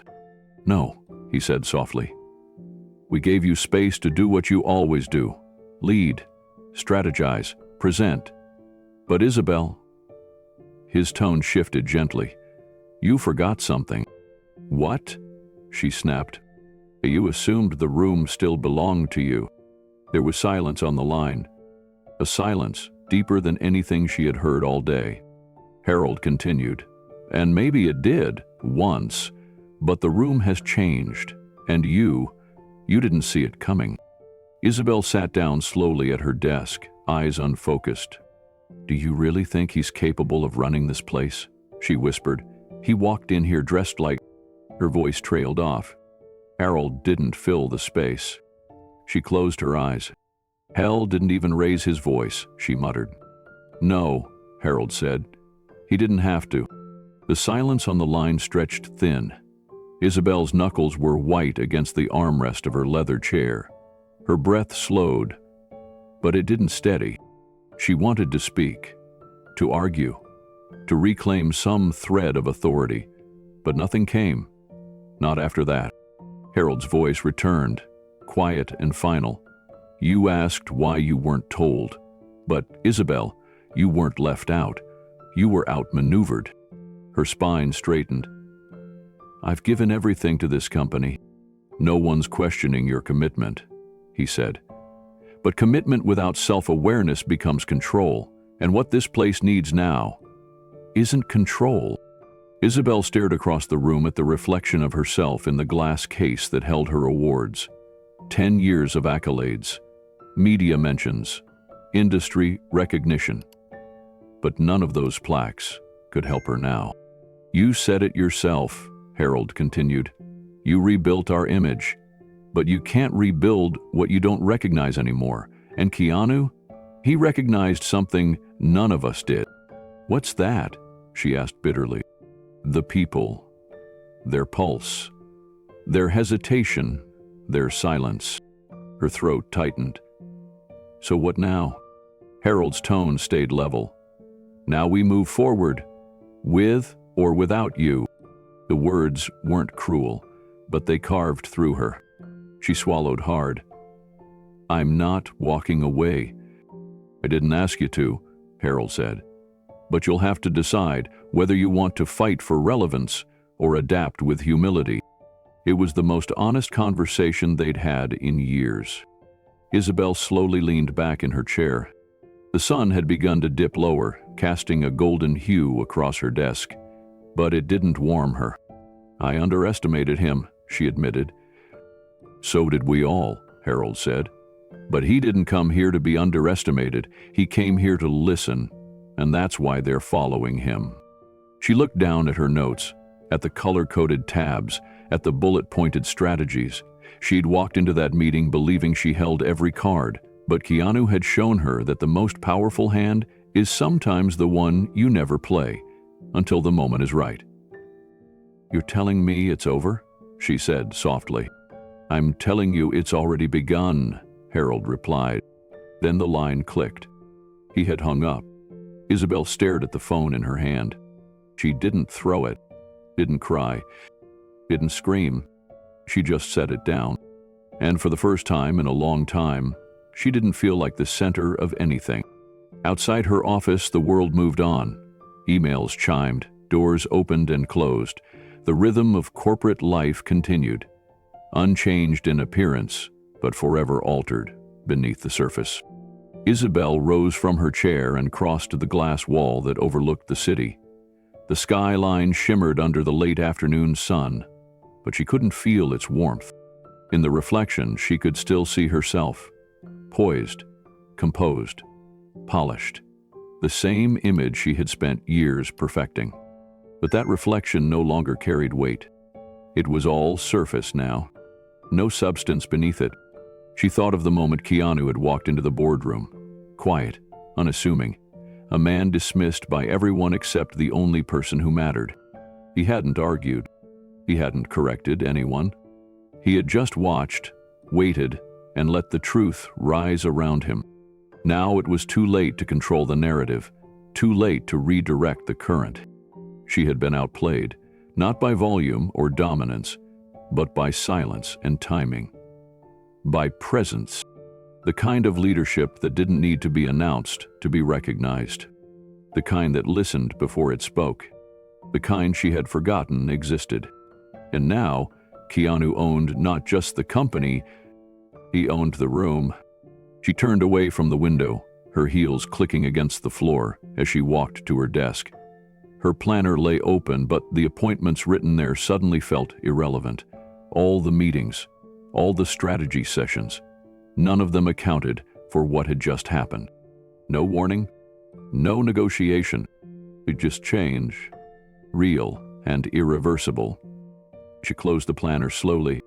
Somewhere deep inside, a small voice whispered that this wasn't the end, not of her career, not of her influence, but it was the end of something, the end of the way she had led, the end of believing that silence meant weakness. She had misjudged him, and in doing so, she had misjudged the room, the people she'd built with, the team she had once inspired. They were now looking somewhere else for direction. And they weren't wrong to, because Keanu hadn't taken power. He'd revealed it. She looked once more at the skyline, then back at the closed door. Behind it, a new chapter had begun, and she wasn't writing it. Not yet. But maybe, if she listened, there was still a chance to contribute something real, something more than image. The air in Isabel's office felt heavier than usual. No scent of power, no buzz of pending meetings, just silence, and the weight of her own stillness. She stepped away from her desk, gripping the door handle with a hesitation unfamiliar to her. For the first time, she wasn't walking toward a meeting. She was drifting, uncertain where she belonged. The hallway outside stretched long and quiet, not vacant, but muted. Conversations whispered behind half-closed doors. A few interns walked past with purposeful speed, nodding politely as they passed, but no one stopped. She moved toward the boardroom again, drawn by something she couldn't name. Maybe it was instinct, maybe it was pride. But her steps slowed as she neared the frosted glass panels that marked the edge of the executive wing.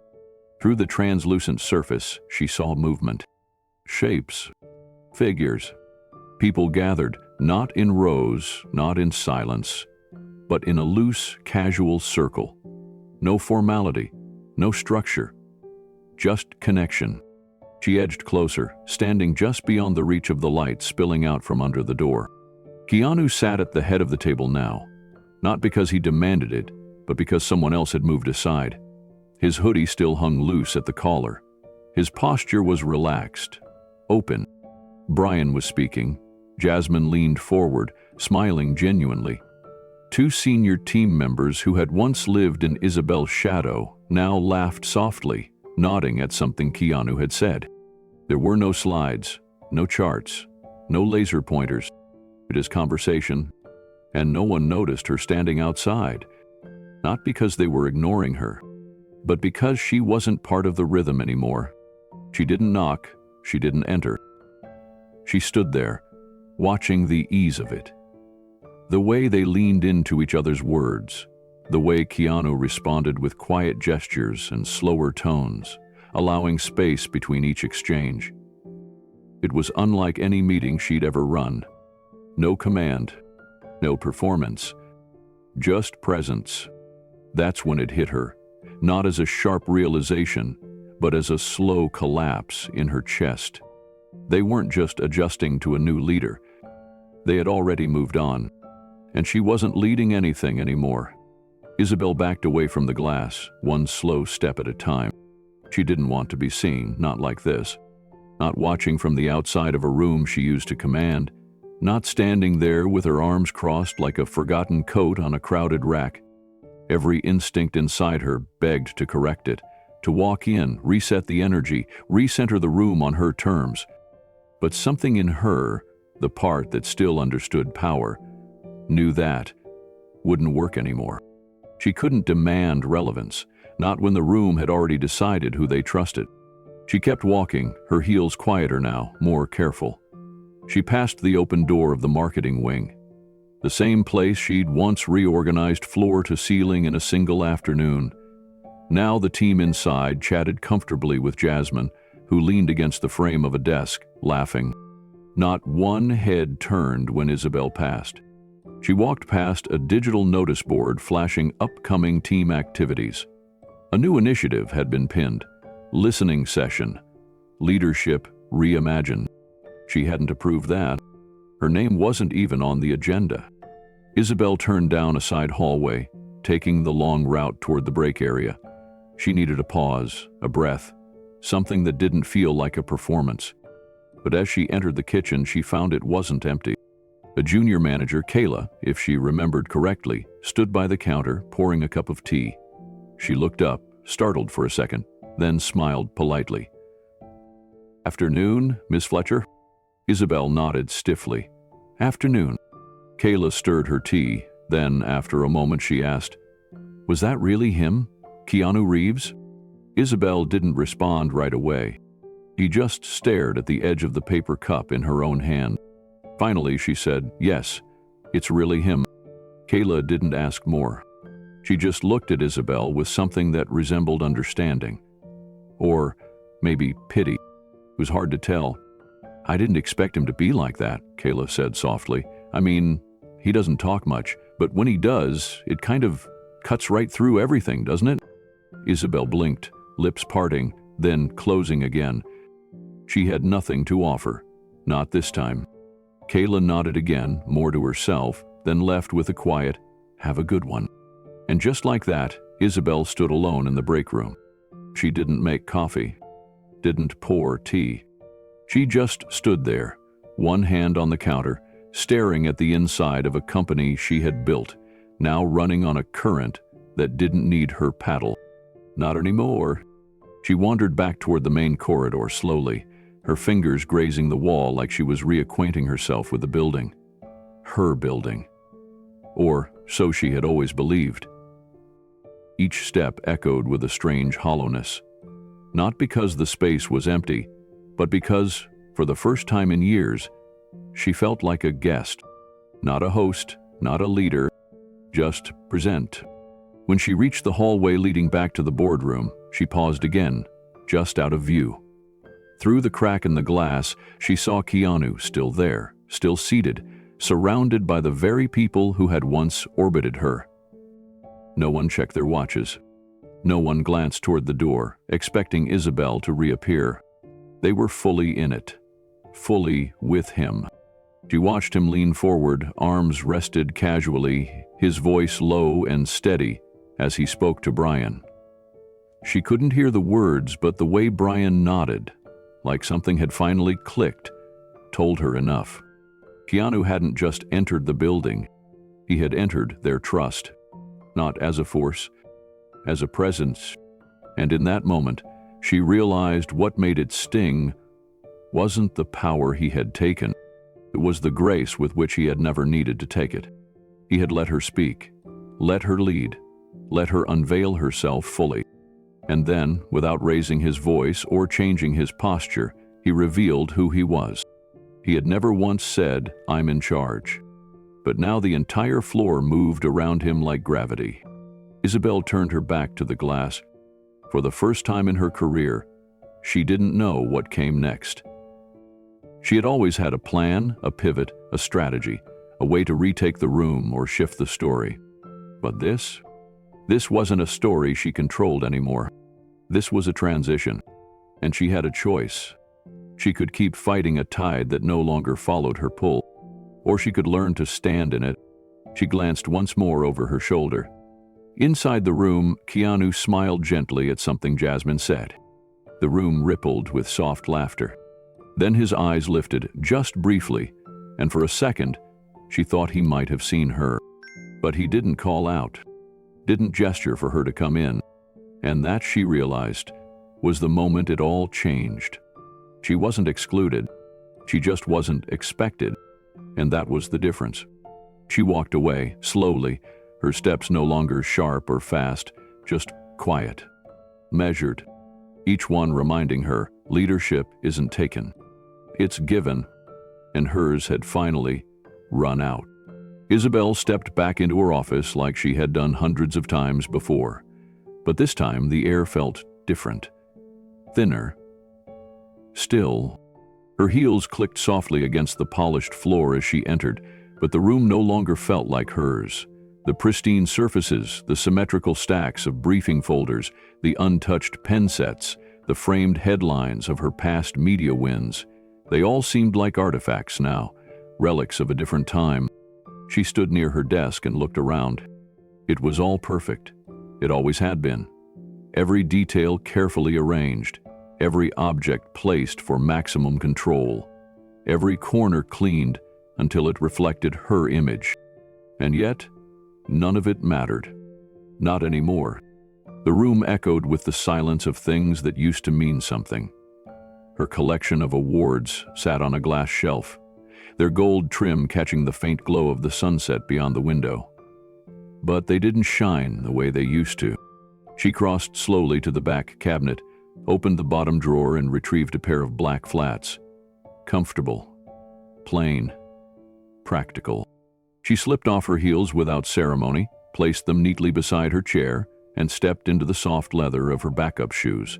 She had always kept them there, for long nights, late meetings, unexpected crises.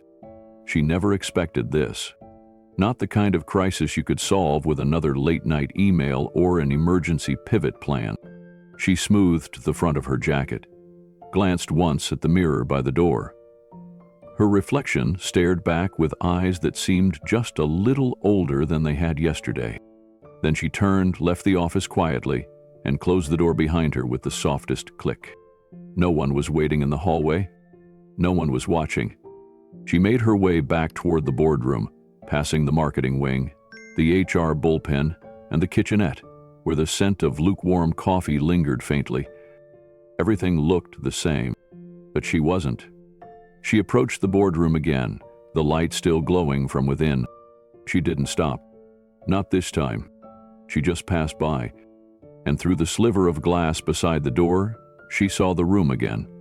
Alive, centered, connected. Keanu sat forward, one hand resting gently against the polished wood table, the other gesturing lightly as he listened to someone speak. Not commanding, not directing, participating. The others leaned in, faces open, words easy.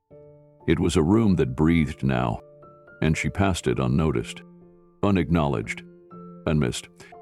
She kept walking, the warmth of that unseen goodbye brushing against her back like a breeze she wasn't meant to chase.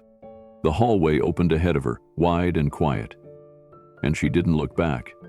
The executive wing gave way to the main corridor, where framed portraits of company founders lined the walls. Isabel walked past them with steady steps, her flats muffling the sound that once used to trail behind her like a symbol of power. Now, there was no rhythm to catch anyone's attention, just quiet movement. She reached the elevator bay. The digital screen above flashed the floors like it always had, clean, cold, predictable. But Isabel didn't press the button. She stood there, arms at her side, staring at her own reflection in the brushed steel doors. There was no stain on her blouse this time, no visible crack in her poise, but she could see it now, clearer than ever before. It wasn't about what she wore or how precisely she spoke in a room. It was about what people felt when she did. And lately they felt tense. They felt controlled. She had spent so long building her brand, cultivating presence, managing impressions, rehearsing speeches, and all it had taken to unravel it was a man in a hoodie who didn't say much, but made everyone feel like they could speak. She had always believed leadership was about vision and execution. But today, she'd seen a different kind of leadership, the kind that didn't need to shine. He just needed to listen. The elevator dinged softly and the doors opened. A junior team member stepped out, surprised to see her there. He offered a stiff nod and a muttered, "Ms. Fletcher," before quickly walking away, not stopping to engage. She didn't blame him. Not anymore. She stepped inside and turned to face the doors as they began to close. But just before they sealed, she caught one last glance down the hallway. The boardroom was still glowing with life, and from this angle she could see the edges of a conversation still in motion, hands moving, heads nodding, voices raised not in debate but in shared purpose. The doors closed, and she was alone. The descent was slow, deliberate, mechanical. Floor by floor, the numbers ticked down, like the unraveling of a chapter she hadn't known was ending. By the time she reached the ground floor, the building's pulse had changed. Not the structure, not the lighting or the marble finish or the polished security desks, but the energy. It no longer moved around her. It moved past her. She stepped into the lobby and crossed it without a single glance from anyone. No assistant trailing her with a clipboard. No client waiting at reception. Just Isabel Fletcher, alone, and still trying to understand how silence could be louder than strategy. Outside, the late afternoon sun stretched long shadows across the city sidewalk. Isabel stepped out into it, blinking once at the light. The sky above the skyline was pale blue, soft at the edges, as if even the city itself was exhaling from a long day. She didn't pause at the curb, didn't reach for her phone to call a car. She simply walked. The wind teased loose strands of her hair.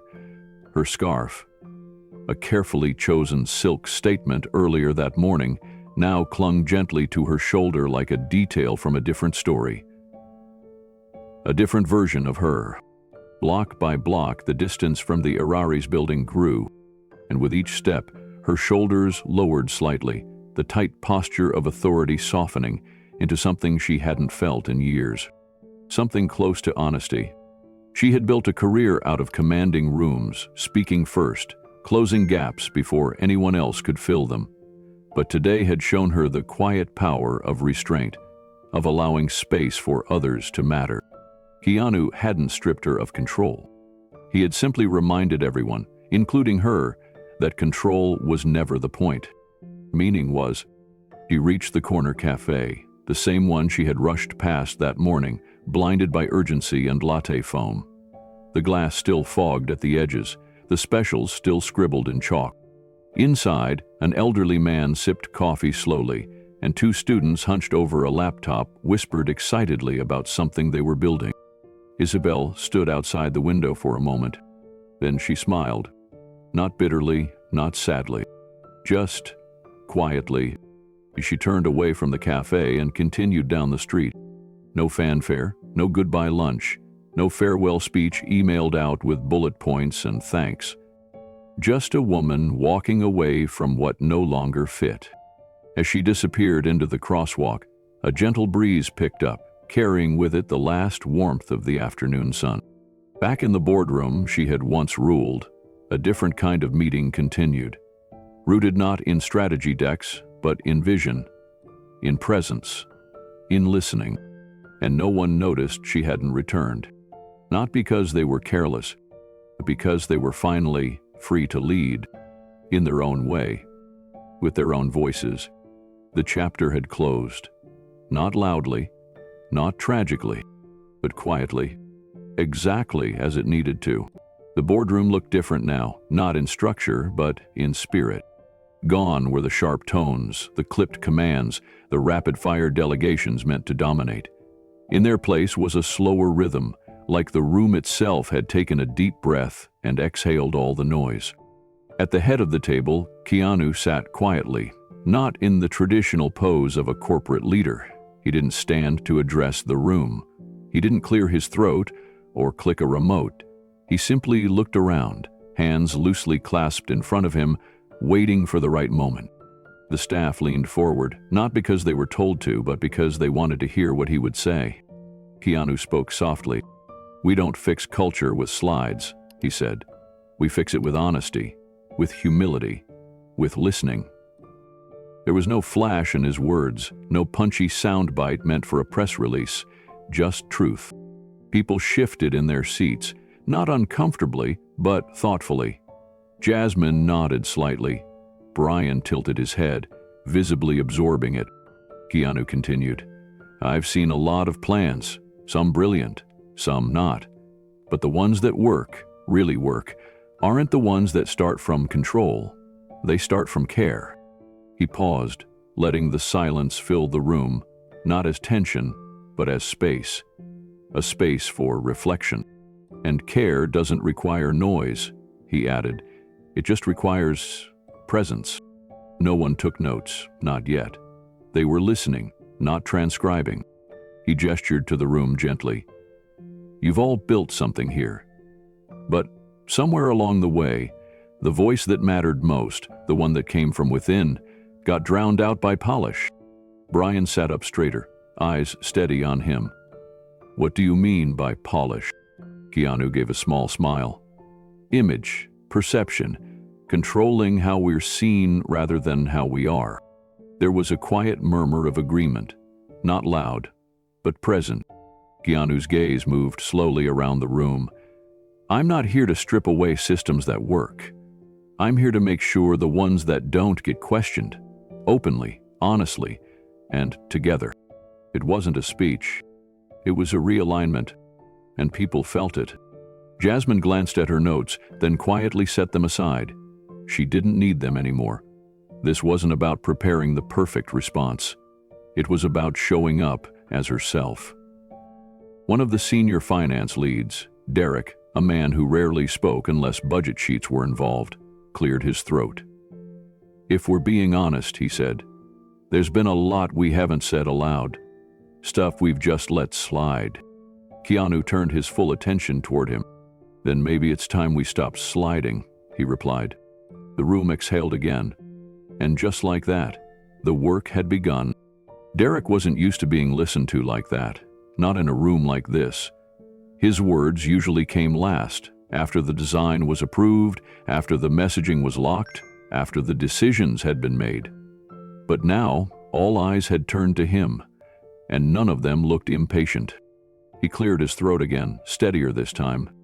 "There are systems here that protect process more than people," he said. "We've used efficiency as a shield against asking hard questions, and it's made the culture cold." Keanu nodded slowly. "That's important." Jasmine leaned in. "Cold is the word. Lately, even collaboration feels like performance. Everyone's trying to look competent instead of actually connecting." There was a murmur of agreement, a ripple across the table. Keanu didn't interrupt. He let it land. He looked at the team again. "Let me ask you something.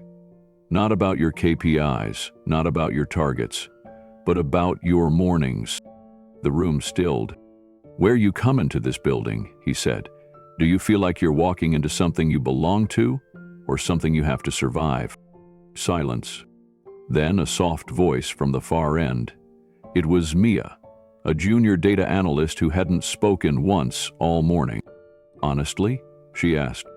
Keanu nodded. "I feel like I'm walking into a performance I never rehearsed for, and I'm scared to miss a cue." The room didn't react with shock. They nodded, because they knew she wasn't the only one. Keanu's tone was gentle. "That's not the kind of culture that leads. That's the kind that drains." He looked at the others.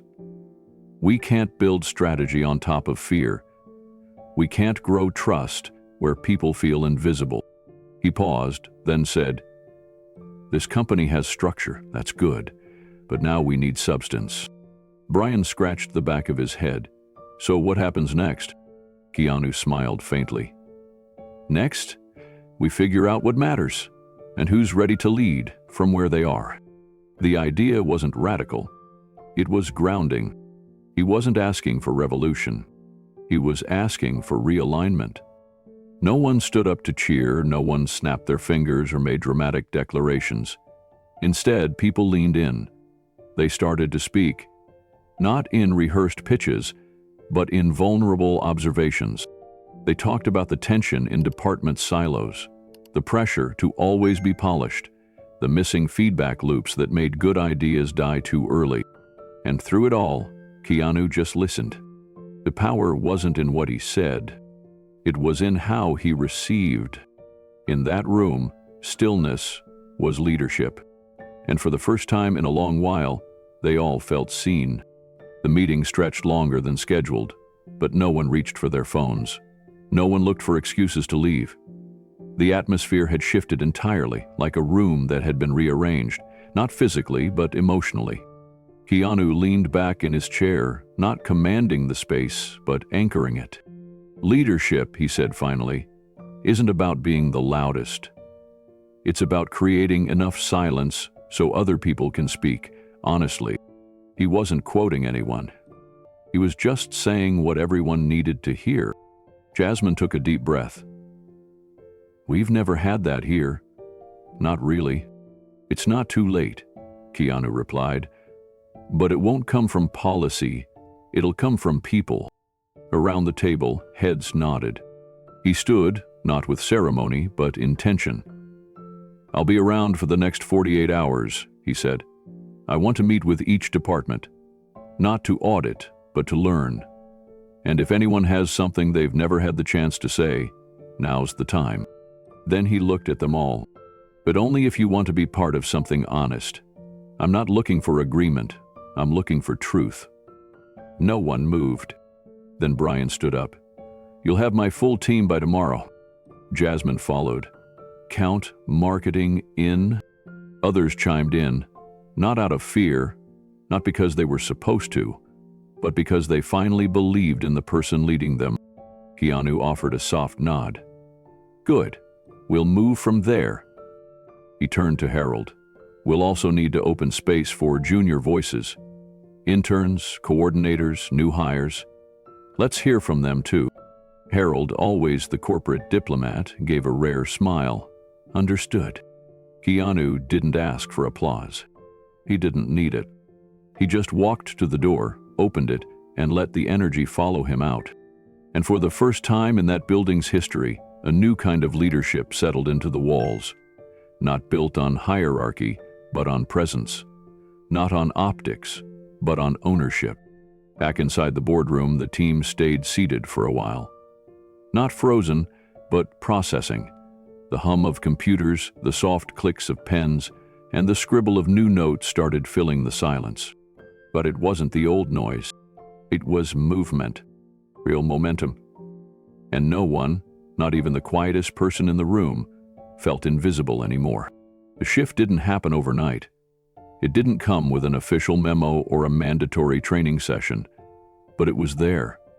Quiet, steady, unmistakable. You could feel it in the way people walked into work, how they greeted one another, how long they lingered after meetings. The Monday following Keanu's first full week at the helm, Jasmine stood at the edge of the 12th floor lounge, watching her team gather naturally. No one had been called, no calendar invite, just a soft, shared momentum. "He didn't ask for anything," she said to Brian, who joined her at the window with a coffee in hand. Brian sipped, nodded. "That's the thing. He didn't demand it. He made us want to give more." Jasmine smiled faintly. "You know how many years I've sat in that boardroom, waiting for someone to actually lead without trying to win the room?" Brian leaned on the rail. "Too many." The interns noticed it too. Before, they were ghosts. Paper carriers, slide fixers, the ones who stayed late and never got asked their names. Now, Keanu had visited each of their workstations by name, asked them what they liked about the company, what they'd change if they could. He didn't make them feel small, he made them feel heard. Louise, the youngest in the building and barely a few weeks into his internship, whispered to Mia, "Did you hear him say he used to be terrified of auditions?" Mia raised an eyebrow. "Keanu? Terrified?" Louise nodded. He said, "I used to walk into rooms and wonder if I even deserved to be there. Now I walk in wondering if I can help someone else feel like they do." They didn't write that down, they just carried it with them. Upstairs, in the project development wing, a group of mid-level managers gathered without prompting. No PowerPoint slides, just chairs in a circle and a whiteboard with one sentence at the top. "What's the one thing you've never said out loud about working here?" A woman from HR spoke up first. "That, I've spent more energy protecting myself than helping people." No one interrupted. Another added that we've been praised more for polish than problem solving. The admissions cracked open something new, and in those spaces, Keanu never needed to speak much. His presence was enough. His example, deliberate, grounded, respectful, was louder than a dozen memos. People stopped asking where Isabel had gone. No one asked when she'd return. They weren't being cruel. They had simply moved on. What Keanu brought wasn't drama. It was direction. And in a company that had been drowning in image, that was more valuable than anything else. It wasn't just the tone of meetings that changed. It was the way people sat in them. Shoulders were less tight, pens less fidgeted, phones less checked. For the first time in months, people came early. Not to impress, but to prepare, to collaborate, to be part of something they finally believed in. Brian noticed it in his own department. "The reports are cleaner," he said aloud during a small leadership check-in. "Not because we're policing them harder, because people actually care what they're delivering." Jasmine nodded. They know it's being read, and more than that, respected. One of the IT engineers, Daria, added, "We've always had good data, strong systems, but now there's trust. I've seen developers explain breakdowns without fear of being blamed." Someone else chimed in, "We're solving, not spinning." That word, solving, stuck. It wasn't what the company had been known for. Volaris had always been about branding, perception, results carefully dressed in pitch decks. But now, with Keanu leading from stillness, results were becoming byproducts of real momentum. No one made dramatic pronouncements. There were no posters on the walls claiming cultural revolution. Instead, someone had scribbled a quote from Keanu on a dry erase board in the break room. "We fix culture with honesty." The quote stayed up all week. No one erased it.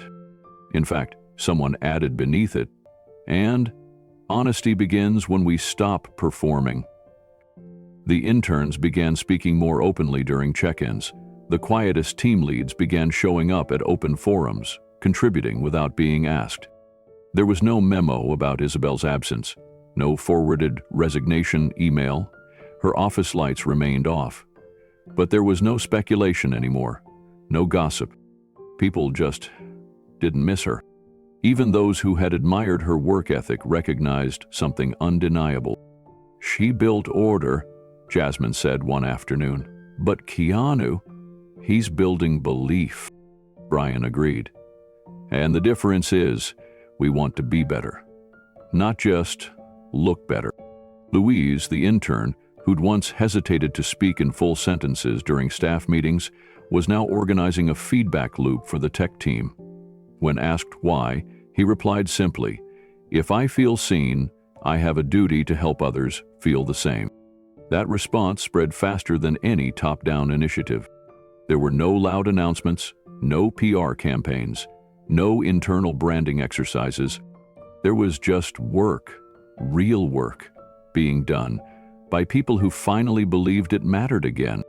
Because when leadership doesn't raise its voice, when it doesn't flaunt its power, when it simply listens and responds with clarity, something unexpected happens. The team begins to lead itself. The following Thursday, Jasmine stood at the open glass doors of the third-floor atrium, watching a handful of new hires tour the space. One of them, a young woman in a navy blazer and flats, paused at the company's mission statement etched into the wall. "Integrity, innovation, impact," the woman read aloud, then looked at Jasmine. "Do people actually believe this here?"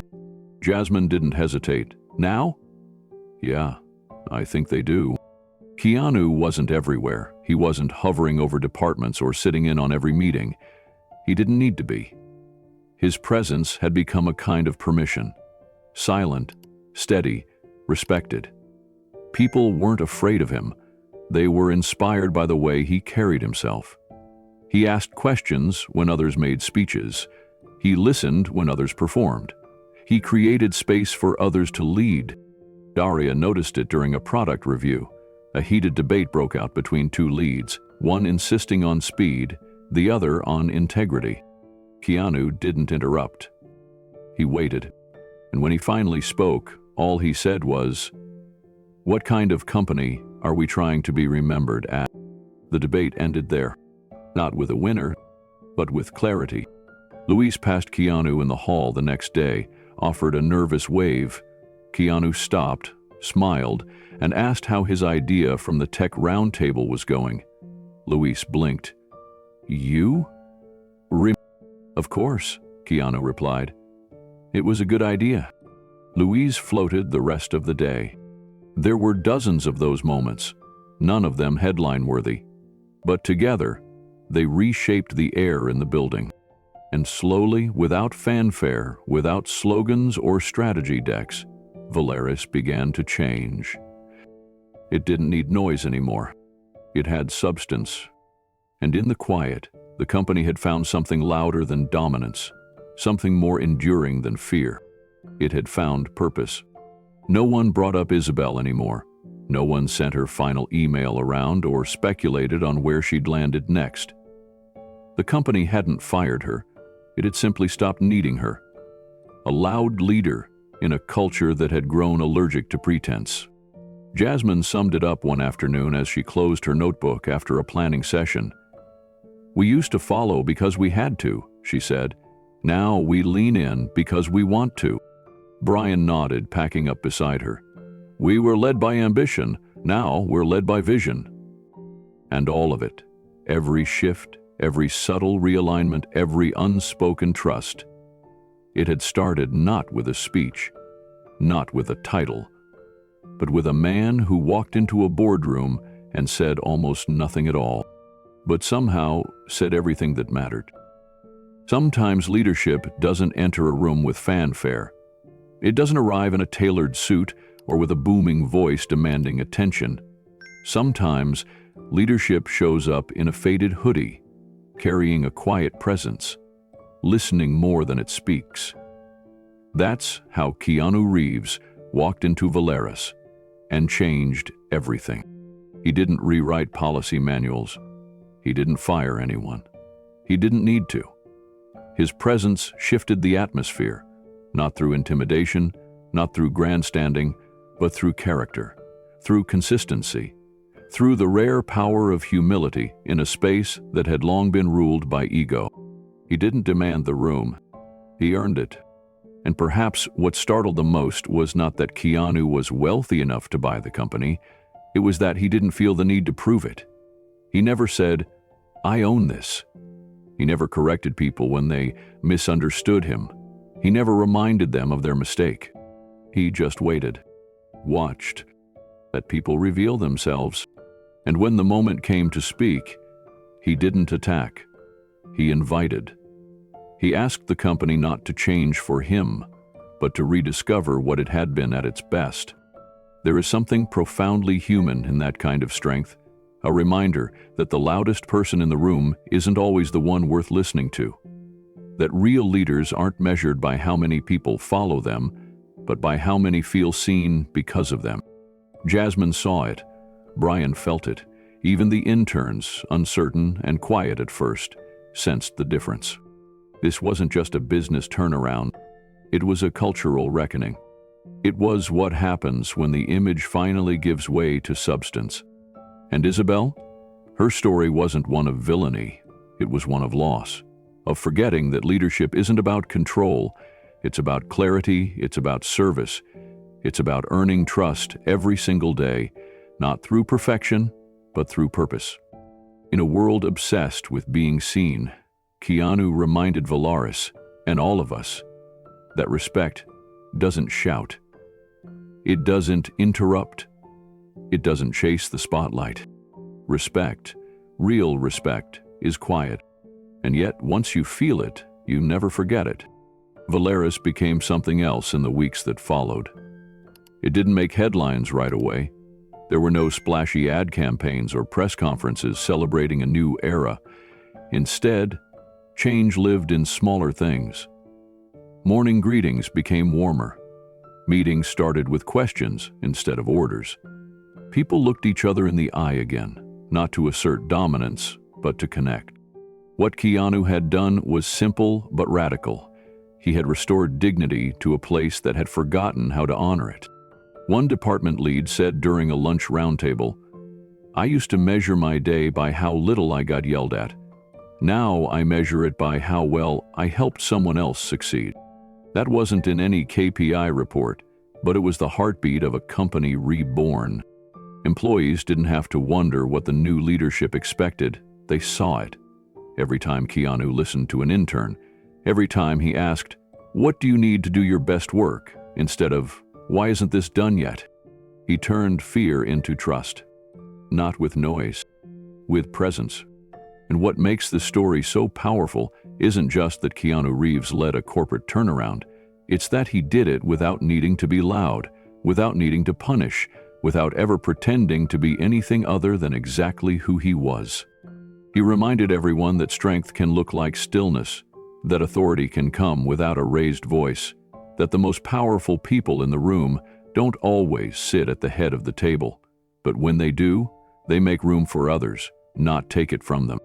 So if you've ever been overlooked, laughed at, or pushed aside. If you've ever walked into a room and been judged by how you look before you're allowed to speak. If you've ever held back your voice because the noise around you was too loud to break through. Let this story remind you, sometimes the most transformative force in the room is the one that doesn't try to prove anything at all. Because when the time is right, your presence will speak louder than anything you say. Leadership doesn't have to shout. It just has to show up. With honesty, with respect, and with purpose. Have you ever been underestimated until the truth surprised everyone? One moment in your life proved that silence speaks louder than words. Tell us below and comment, "Respect is quiet," if Keanu's story resonated with you. And before you go, we'd love to know, what kind of story should we tell next in Keanu's journey?